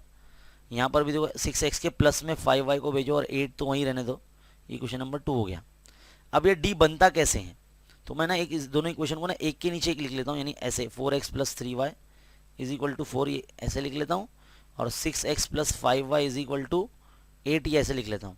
तो d लिखना ईजी होता है। तो देखो d कैसा होता है, x के कोएफिशिएंट यानी 4 और 6 और y के कोएफिशिएंट 3 एंड 5 ये एज इट इज रहेंगे। इसको सॉल्व कर लो, 4 5 जा 20, फिर बाद में माइनस लगता है, और 6 3 जा 18 है ना। तो 20 में से 18 गया तो 2 बचा आपका।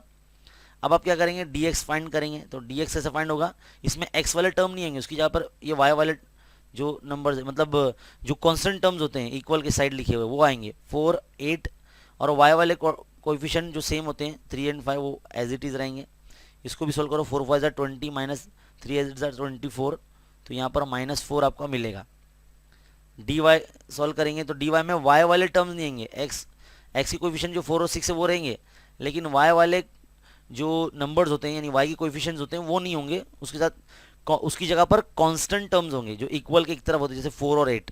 तो 4 और 8 हम यहाँ लिख रहे हैं, बस इसको भी सॉल्व कर दो। 4 8 जा 32 है ना, 4 8 जा 32 माइनस 4 6 जा 24, तो 32 माइनस 24 ये 8 हो गया।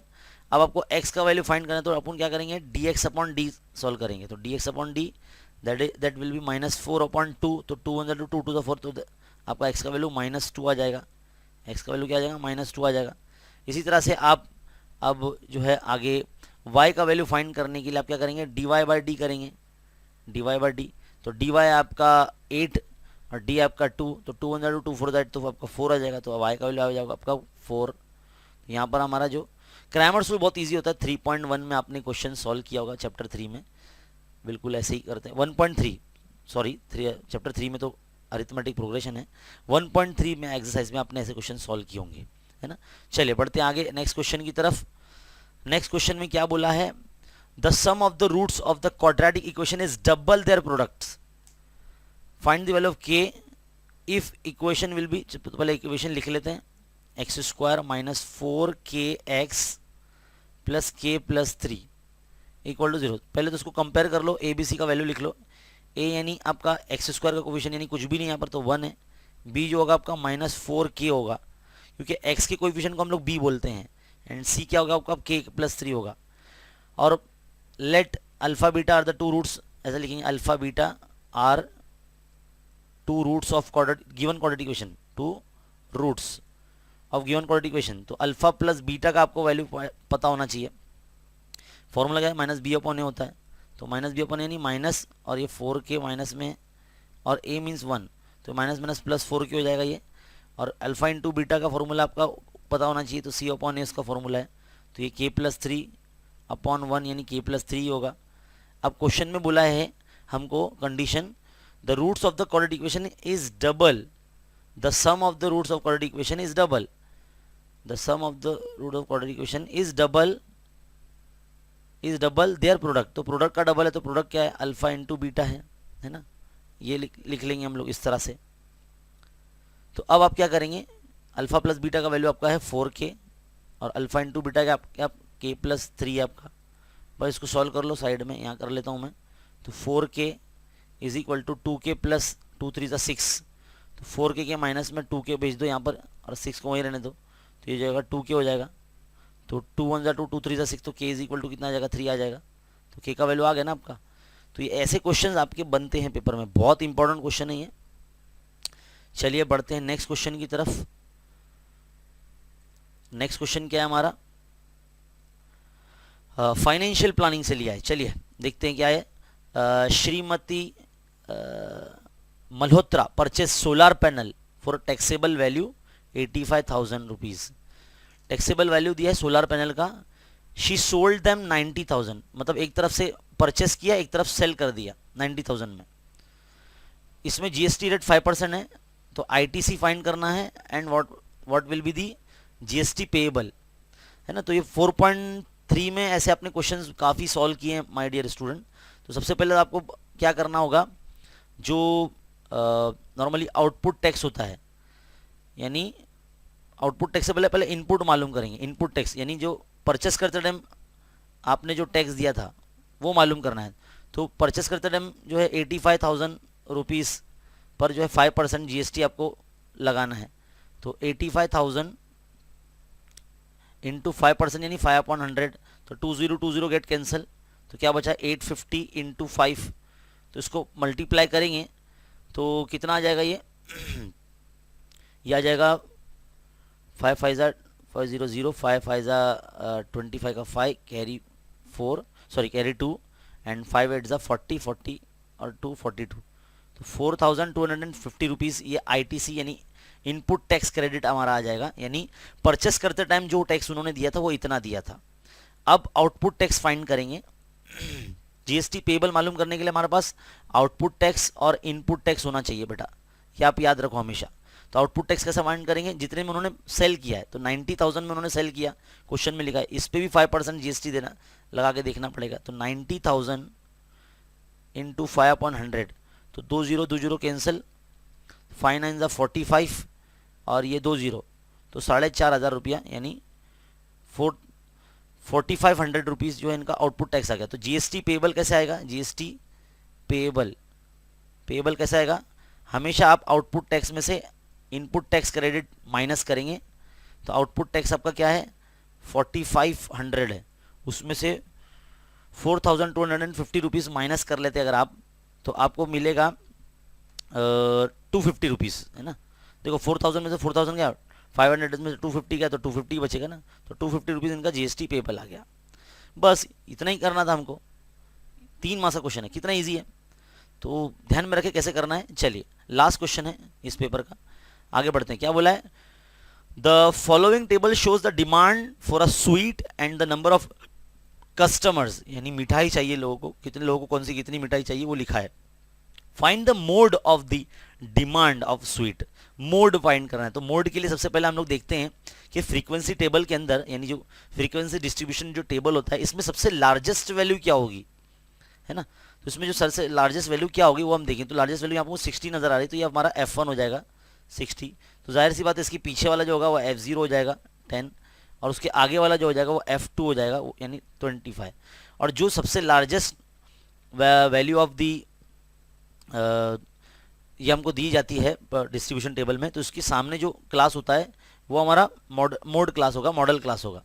तो इसमें जो हमारा L होगा वो हमारा होगा लोअर लिमिट यानी 250 होगा, है ना। और यहाँ पर F1 F0 सब लिख दिया मैंने। H क्या होगा हमारा, H यानी गैप ऑफ क्लास, तो 250 का गैप दिख रहा है तो 250 आ जाएगा। बस अब आपको फॉर्मूला लगाना है और वैल्यू पुटअप करनी है और सॉल्व करना है। तो हमारा फॉर्मूला है मोड का क्या है, L plus bracket F1 minus F0 upon 2 into F1 minus F0 minus F2 into H, ये फॉर्मूला है। तो L है हमारा 250 प्लस F1 है आपका 60 माइनस F0 है 10 अपॉन 2 इंटू 60 माइनस F0 यानी 10 माइनस 25, और H कितना है आपका 250 ही है ना, 250 ही है। तो ये रख दिया हमने। चलिए इसको सॉल्व करते हैं। 250 प्लस ये कितना आ जाएगा 50 आ जाएगा ऊपर, और अपॉन में कहेंगे ये 120 माइनस 35, है ना। 25 और 10 जो है 35 दोनों ऐड हो जाएंगे, और ये 250 एज इट इज़। अब इसको क्या करेंगे, 250 एज इट इज़ रखते हैं। 50 के अपन 120 में से 35 अगर माइनस करते हैं तो 85 आता है, और ये 250। बस इसको सॉल्व कीजिए आप 5 के टेबल से अगर कर लेते हैं अगर आप, तो इजीली आपको सॉल्व हो जाएगा। तो मैं यहाँ साइड में लिखता हूँ 250 प्लस ये कितना हो जाएगा 5 1 ज़ा 5, 5 1 ज़ा 5, 5 7 ज़ा 35, है ना। तो ये 10/17 आ गया है इंटू 250। अब इसको और सॉल्व कीजिए। 250 प्लस 17 से अगर आप इसको डिवाइड करते हो या पूरा इसको सॉल्व करते हो तो आपको जो मिलता है 147 मिलता है। तो 147 अगर इसमें ऐड करेंगे तो 397 आपका मोड आपका आ जाएगा। इस तरह से आपका आ जाएगा। इसको सॉल्व करना है, सिंप्लीफिकेशन पार्ट, डिवाइड, मल्टीप्लिकेशन ये आना चाहिए यहाँ पर, तो ये आप कर सकते हैं। तो 397 ग्राम्स जो है स्वीट्स सबको चाहिए ही चाहिए। तो इस तरह से आपका ये क्वेश्चन यहाँ पर पेपर नंबर 4 हमारे यहाँ एंड होता है। अब बढ़ते हैं आगे हमारे लास्ट पेपर की तरफ। सो डियर स्टूडेंट, अब लास्ट पेपर हम सॉल्व करने जा रहे हैं, नवनीत पेपर सोल्यूशन 2023 का। इसमें लास्ट पेपर का क्वेश्चन नंबर 3 आप देख रहे हैं। एक क्वाड्रेटिक इक्वेशन दिया है, आपको बोला है find the value of k, the difference between the roots of quadratic equation is 7। बस ये दिया हमको। तो पहले जो इक्वेशन दिया उसको कंपेयर करके भी दिया हमको, ABC का वैल्यू निकाल के दिया, लेकिन C का वैल्यू जो है वो K है, यहाँ हमको वो लिख देना है। अब बोला है अगर अल्फा बीटा दो रूट्स हैं दोनों इक्वेशंस के, तो अल्फा प्लस बीटा का फॉर्मूला क्या होता है, -b/a होता है। तो -b मीन्स -13/1 है ना। तो ये फॉर्मूले का माइनस और +13 का वैल्यू खुद माइनस में होता है, तो इसलिए +13 यहाँ आया वैल्यू। और दोनों का डिफरेंस क्या है, 7 दिया है, रूट्स का डिफरेंस, तो अल्फा माइनस बीटा 7 दिया है। अब इसको एज अ साइमल्टेनियस इक्वेशन के जैसा अगर सॉल्व करते हैं, यानी देखो आपको alpha plus beta is equal to 13 आ गया और अल्फा माइनस बीटा का वैल्यू 7 आ गया आपका। इसको एज अ सॉल्व करते तो बीटा बीटा कैंसिल, तो 2 अल्फा इज इक्वल टू कितना आएगा 20, तो अल्फा इज इक्वल टू 10 आ गया, जो कि ऑलरेडी सॉल्व करा हुआ है। आगे बढ़ते हैं, अल्फा का वैल्यू 10 जो है इक्वेशन नंबर 1 में रखा है, तो 13 में से 10 माइनस किया तो 3 हो गया। तो अल्फा इंटू बीटा क्या होता है, C/A होता है फॉर्मूला। तो A जो है आपका C मतलब K हो गया है ना, और A है आपका 1, A आपका 1 है ना, तो alpha into beta is equal to K हो गया। तो अल्फा और बीटा का वैल्यू क्या है, 10 और 3 है, तो 10 इंटू 3 तो 30 हो जाएगा, तो K का वैल्यू आ गया 30। है इजी सिंपल, बस क्वेश्चन को ध्यान से पढ़ना है केयरफुली और फिर उसको सॉल्व करना है। आगे बढ़ते हैं नेक्स्ट क्वेश्चन की तरफ। Miss J chemicals purchase liquid soap having taxable value, यानी एक हैंड वॉश है लिक्विड सोप, वो उन्होंने परचेस किया है 8000 रुपीज़ का and sold it to customer in 10,000 rupees. यानी 8000 में एक जगह से परचेस किया, देन फिर ला के उन्होंने सेल भी कर दिया 10,000 में, 2000 रुपीज़ कमा लिया उन्होंने। The rate of GST will be 18%। Complete the following activity to find the GST payable. GST payable find करना मतलब वही आउटपुट टैक्स और इनपुट टैक्स क्रेडिट हमको फाइंड करना है। तो ITC फाइंड करने के लिए आप क्या करेंगे, पहले 8000 पर आप 18% GST लगाएंगे, यानी 18/100, तो 2020 गेट कैंसिल, तो 18 8 कितना हो जाएगा, यहाँ टेबल आना चाहिए, तो 144 होता है ना, तो 144 प्लस और ये 0, 144 और ये 0। सो डियर स्टूडेंट, अब आप यहाँ देख सकते हैं हमको क्या मिला है, 18 8 144 और ये तो 144 और ये 0, तो ये आपका जो इनपुट टैक्स क्रेडिट होगा यहाँ पर हम फाइनल में लिखेंगे 1440 रुपीज़ है ना, और यहाँ पर 8000 आप लिखेंगे। अब 10,000 में उन्होंने सेल भी कर दिया, तो आउटपुट टैक्स 10,000 पे लगाएंगे, तो 10,000 आपका ये लिख देंगे। तो 10,000 पर जो है आप 18% लगाएंगे GST, तो कितना हो जाएगा, 2020 गेट कैंसिल, तो 1800 हो जाएगा ये है ना, तो 1800 आपका ये आ जाएगा आउटपुट टैक्स। अब GST पेबल कैसे मालूम करते हैं, output tax minus input tax, पिछले क्वेश्चन में हमने सॉल्व किया है, बस इन दोनों को माइनस करना है, तो इनको माइनस करने के बाद 360 आता है, तो 360 रुपीज़ जो है GST पेबल होगा। कितना इजी है, 3 मार्क्स के लिए, बहुत सिंपल। चलिए क्वेश्चन नंबर 3 के B की तरफ बढ़ते हैं आगे। सबसे पहला क्वेश्चन आपको दिया गया यहाँ पर, क्या बोला है कि the sum of the two numbers is 88। दो नंबर का सम है वो 88 है। If the greater number is divided by the smaller, the quotient is 5 and the remainder is 10, find the numbers. देखो जब भी ऐसे डिविजिबल रूल वाले क्वेश्चन आते हैं ना, तो इसमें आपको वो फॉर्मूला याद रहना चाहिए, dividend equal to divisor into quotient plus remainder वाला फॉर्मूला पता होना चाहिए, तो ही आप कर सकेंगे, अदरवाइज मुश्किल हो जाएगा। मान लीजिए आपका जो पहला नंबर है वो x है and second number is y है, तो दोनों का सम बोला है ना, तो sum x plus Y is equal to 88, तो ये क्वेश्चन नंबर 1 हो गया। तो इसमें जो नंबर क्या बोला है, बड़ा नंबर और छोटा नंबर बोला ना, ग्रेटर नंबर, तो ग्रेटर नंबर समझ लीजिए x है और छोटा नंबर y है, स्मॉलर नंबर y है। तो हम क्या करते हैं, स्मॉलर नंबर से ग्रेटर नंबर को डिवाइड अगर करते हैं तो क्वोशंट जो हमको 5 मिलता है और रिमाइंडर हमको 10 मिलता है। तो याद आपको पता होना चाहिए ये क्वोशंट होता है, क्वोशंट है ना, ये होता है डिविडेंड, और ये होता है डिवाइज़र, है ना, डिवाइज़र, और ये होता है रिमाइंडर। ये सब पार्ट्स आपको पता होना चाहिए। तो आपने 9th क्लास में और 8th क्लास में डिविजिबल रूल आपने पता है। तो डिविडेंड इज इक्वल टू, है ना, divisor into quotient plus remainder. तो डिविडेंड में आपका आ जाएगा x, है ना, ये डिवाइज़र है, ये डिविडेंड है ना। इसको डी आई नहीं बताएंगे, इसको हम लोग डी बताएंगे सिर्फ। चलिए, तो डिविडेंड होगा आपका x, डिवाइज़र होगा आपका y, इंटू क्वोशंट है आपका 5 और रिमाइंडर आपका 10। तो ये इक्वेशन में जाएंगे x is equal to 5y plus 10। अब इसको आप सब्सटीट्यूशन मेथड से अगर सॉल्व करेंगे तो भी सही है, अगर सब्सटीट्यूशन मेथड से नहीं करते हैं, एलिमिनेशन मेथड से करते हैं तो भी चलेगा। तो x minus 5y is equal to 10 कर देते हैं, इक्वेशन नंबर 2 हो गया। बस इन दोनों इक्वेशन को सॉल्व कर लो। तो देखो x plus Y is equal to 88 और x minus 5y is equal to 10। दोनों का अगर हम लोग माइनस करते हैं, है ना, माइनस करते हैं तो देखो x x कैंसिल हो जाएगा, 5y और 1y 6y हो जाएगा, 88 में से जो 10 चला गया तो 78 बचेगा। फिर y इज इक्वल टू 78 के अपॉन में 6, तो 6 1 6, 6 1 6, 6 3 18, तो y इज इक्वल टू कितना आ गया, 13 आ गया। y इज इक्वल टू 13 आ गया। अब इसको यहाँ रख दो, x minus 5 into 13 is equal to 10। मतलब इक्वेशन नंबर 2 में अगर पुट करते आप y का वैल्यू 13, तो 13 फाइजा आपका कितना हो जाएगा। पहली इक्वेशन में अगर रखें तो ज़्यादा बेहतर रहेगा ना, पहली इक्वेशन में रखते ज़्यादा इजी रहेगा, है ना। तो x plus Y is equal to 88, तो आप यहाँ पे रखेंगे 13, तो 88 आपको वैसे ही रखना है। तो 88 माइनस 13 कितना हो जाएगा, ये आपका हो जाएगा 75 है ना। तो x का वैल्यू आपको 75 आ जाएगा। तो जो ग्रेटर नंबर है वो 75 है आपका, और स्मॉलर वन जो है 13 है, स्मॉलर नंबर जो है 13 हो जाएगा। तो आपका यहाँ क्वेश्चन सॉल्व।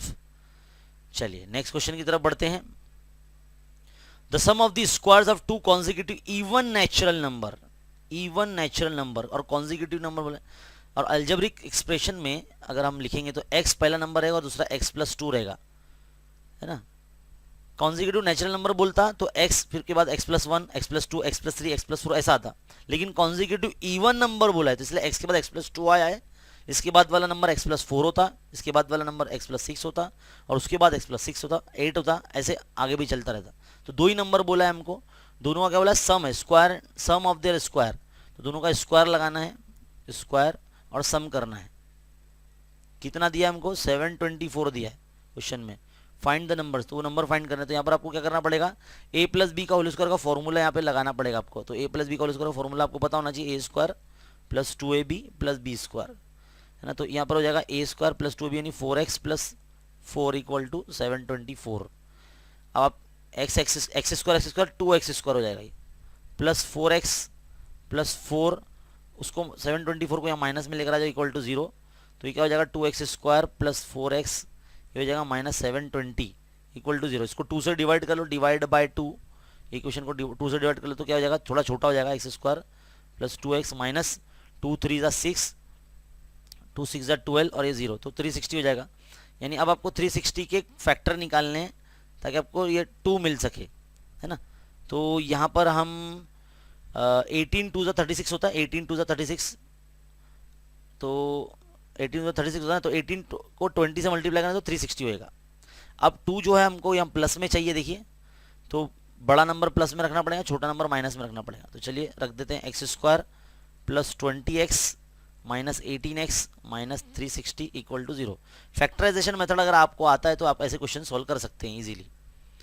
बस कॉमन निकालना है, x bracket x plus 20 minus 18 x plus 20 equal to 0। तो x प्लस 20 कॉमन है तो आप एक बार लिखो, दूसरा क्या है x माइनस 18 है, 0 डिस्ट्रीब्यूट करो अगले स्टेप में, तो x प्लस 20 इक्वल टू 0 और x माइनस 18 इक्वल टू 0। तो x इक्वल टू ये माइनस 20 हो गया और x इक्वल टू ये प्लस 18 हो गया। तो हमारा जो पहला नंबर हमको मिल रहा है वो मिल रहा है 18, तो ये इवन नेचुरल नंबर तो नहीं होगा ये, है ना। तो ये 18 लेंगे हम, पहला नंबर हमारा जो होगा, फर्स्ट नंबर जो हमारा होगा वो x इज इक्वल टू 18 होगा। तो सेकेंड नंबर क्या होगा हमारा, सेकेंड नंबर x प्लस 2 है ना, तो 18 प्लस 2 क्या हो जाएगा, 20 हो जाएगा। तो इस तरह से आपका आंसर यहाँ पर फिनिश। तो फैक्टराइजेशन मेथड इधर पे आना चाहिए, और ये बस consecutive even natural number, consecutive मतलब लाइन से आने वाले नंबर, और उसको एल्जेब्रिक एक्सप्रेशन में लेना पड़ता है। तो क्वेश्चन को ध्यान से पढ़ते हुए, रीड करते हुए आपको सपोज करना है। चलिए आगे बढ़ते हैं, नेक्स्ट क्वेश्चन की तरफ जाते हैं। क्वेश्चन नंबर 3 क्या बोला है, the 18th and 19th term आपको दिया है, 18th एंड 19th। तो 18th टर्म कितना है 52, और 19th 39th टर्म है, 39th टर्म कितना है 115 दिया है। Find the first term and common difference, यानी ए और डी आपको फाइंड करना है। क्या करना है, ए और डी फाइंड करना है। तो वही आपका टी एन का जो फॉर्मूला है वही लगाइए आप, T N is equal to A plus N minus 1 into D. इसमें एन की जगह पहले आप 18 रख दो, तो A plus 18 minus 1 into D. तो कुछ भी नहीं पता है आपको, यहाँ पर 52 रखना पड़ेगा आपको 18 नंबर, तो ए प्लस 17 डी, है ना। तो ये आपका इक्वेशन नंबर 1 हो गया। एक बार फिर से टी एन का फॉर्मूला होगा, T N is equal to A plus N minus 1 into D. अब आप क्या रखेंगे, एन की जगह पर 39 रखेंगे, तो A plus 39 minus 1 into D. तो ये हो जाएगा 115, इसका टर्म का नंबर रख दो, ए प्लस 38 डी हो जाएगा। ये क्वेश्चन नंबर 2 हो गई। तो ये दोनों नंबर जो हमको मिल गए हैं, एक तरह से साइमल्टेनियस इक्वेशन बन गई है। इन दोनों को हम लोग करते हैं सब्ट्रैक्ट।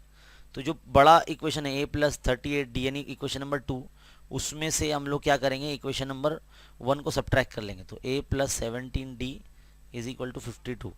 माइनस कर रहे हैं तो सबका साइन हो जाएगा चेंज, तो ए यहाँ से गया, 38 में से 17 माइनस किया तो 21 आ गया, और 115 में से 52 सब्ट्रैक्ट करेंगे तो 63 आ गया, है ना। तो d इज इक्वल टू क्या हो जाएगा 63 अपॉन 21। तो कितना हो जाएगा ये, 7 3 ज़ा 7 9 ज़ा 3 1 ज़ा 3 3 3 ज़ा, तो d इज इक्वल टू आ गया आपका 3। अब बस इसको कहीं भी उठा के रख दीजिए आप, किसी भी इक्वेशन में रखो तो आपको a का वैल्यू मिल जाएगा। तो जो इजी इक्वेशन है a plus 17 D is equal to 52, इसमें रखते हैं, है ना। तो क्या हो जाएगा आपका a प्लस 17 इंटू 3 और ये 52, तो 17 3 ज़ा 51 होता है, और ये 52, तो a का वैल्यू 1 आने वाला है, तो 52 माइनस 51 यानी 1 हो गया। तो a और कॉमन डिफरेंस ही मालूम करना था ना आपको, तो कॉमन डिफरेंस 3 आ गया और a का वैल्यू आपका 1 आ गया, फर्स्ट टर्म जिसको बोलते हैं। चलिए लास्ट क्वेश्चन की तरफ बढ़ते हैं। Last question, last of the last, क्या बोला है, अदिति इन्वेस्टेड 50,118, इतना पैसा उन्होंने लगाया है अदिति ने, और शेयर्स खरीदे हैं जिसका फेस वैल्यू 100 रुपीज़ है।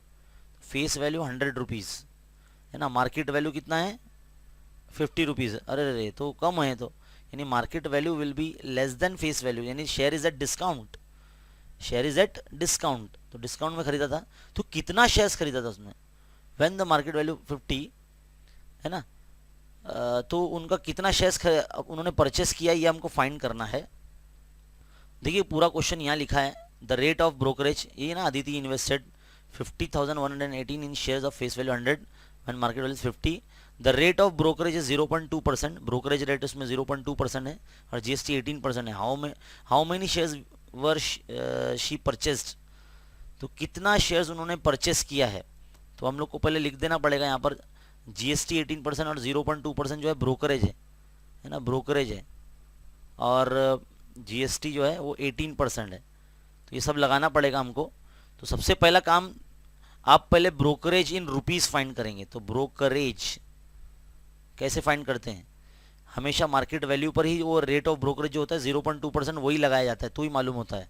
तो मार्केट वैल्यू जो है आपका वही 50 रुपीज़, और 0.2% में नहीं, 0.2 अपॉन 100, तो ये आपका क्या हो जाएगा, ये हो जाएगा। देखिए इसको मैं 5 इंटू 10 इंटू 0.2 लिखता हूँ मैं, और अपॉन 100, है ना। तो जैसे ही 5 ऐसे रखता हूँ, 10 को अगर 0.2 से मल्टीप्लाई करता हूँ मैं, तो ये 2 हो जाता है अपॉन 100, और ये 10 अपॉन 100 हो जाएगा, 10 अपॉन 100। तो 10 अपॉन 100 मीन्स कितना हो गया 0.10, 0.10 रुपीज़ यानी 10 पैसा, ये ब्रोकरेज आ गया। अब ब्रोकरेज मालूम करने के बाद इस ब्रोकरेज पर आपको जीएसटी भी फाइंड करना है 18% के हिसाब से। तो ब्रोकरेज पर जीएसटी आपका कितना होगा ये आपको लगाना है ना। तो 0.2% के ऊपर हमको, यानी ब्रोकरेज जो हमारा 0.10% इस पर जीएसटी की था 18% लगाना है।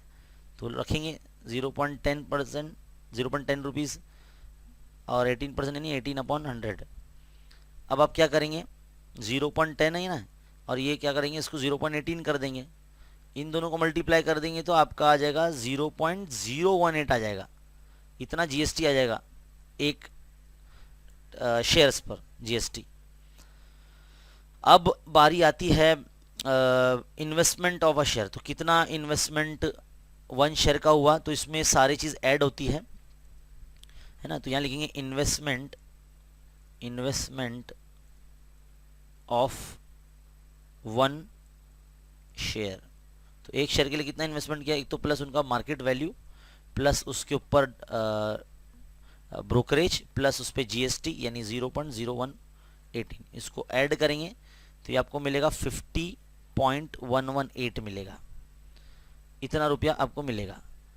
अब हमको नंबर ऑफ शेयर्स फाइंड करना है ना। नंबर ऑफ शेयर्स फाइंड करना है तो क्या करते हैं, number of shares is equal to जो इनका इन्वेस्टमेंट है, इन्वेस्टमेंट जो हमको क्वेश्चन में दिया है, अपॉन इन्वेस्टमेंट ऑफ 1 शेयर जो हमने अभी ये फाइंड किया, इन्वेस्टमेंट ऑफ 1 शेयर इनटू, नहीं इनटू तो कुछ करना ही नहीं है, इक्वल टू डायरेक्ट 50,118 था वो, और ये क्या था 50.118 था। तो इसको सॉल्व करने के लिए क्या करना पड़ेगा, तो यहाँ पर डेसिमल है, यहाँ डेसिमल नहीं है, तो आप क्या करेंगे, इधर से डेसिमल हटाने के लिए ऊपर आप कर देना 1000 से मल्टीप्लाई, क्योंकि 3 नंबर के बाद है। तो ये हो जाएगा, ऊपर करेंगे तो नीचे भी करना पड़ेगा। 1 मिनट, हाँ इधर पे जगह नहीं है, मैं इधर पे कर देता हूँ मैं, है ना, यहाँ साइड में कर देता हूँ। तो मैथमेटिक में एक रूल होता है कि जब ऊपर 1000 से मल्टीप्लाई कर रहे हैं तो नीचे भी करना पड़ेगा। तो देखो क्या हो जाएगा, 50,118 इंटू 1000 आ गया, और नीचे 1000 से जब मल्टीप्लाई हो जाएगा इसका, तो इसका तो डेसिमल गायब हो जाएगा, तो 50,118 हो जाएगा ये। तो सेम नंबर आ गया, तो ये कैंसिल हो गया, तो आपका क्या आ जाएगा, 1000 आ जाएगा। तो 1000 शेयर्स इन्होंने खरीदा, मतलब परचेस किया। तो पहले आप ब्रोकरेज निकालेंगे, फिर जीएसटी निकालेंगे, फिर बाद में एक शेयर का इन्वेस्टमेंट निकालेंगे, देन फिर आप नंबर ऑफ शेयर्स यानी 4th नंबर पे सॉल्व करेंगे और यहाँ पर एंड करेंगे, है ना, यहाँ पर एंड करेंगे। तो यहाँ पर हमारा जो 4th क्वेश्चन है इस पेपर का, यहाँ पर एंड होता है। इस तरीके से आपको फाइंड करना होता है। और इन्होंने परचेस किया है इसलिए यहाँ पर जो है सारा चीज़ ऐड हो रहा है। अगर सेल करना होता, सेल करते अगर ये, तो सेल करते टाइम यहाँ पर सब माइनस करना पड़ता है। तो फिलहाल यहाँ पर हमारा ये जो पेपर है ये एंड हो चुका है, और 5 पेपर्स यहाँ पर हमारे एंड हो जाते हैं। और 5 पेपर के क्वेश्चन नंबर 3 आपने देखा। इस चैनल पर जो है आपको नवनीत पेपर सोल्यूशन के सारे वीडियोस मिलते रहेंगे। आप जो है ज़्यादा से ज़्यादा जो है इस वीडियो को शेयर कीजिए और इसी चैनल पर बने रहिए। ऐसी वीडियोस हम आपके लिए लाते रहेंगे, और खूब शेयर कीजिए इस चैनल को, और देखते रहिए, सीखते रहिए। मिलते हैं अगले वीडियो में। Thank you.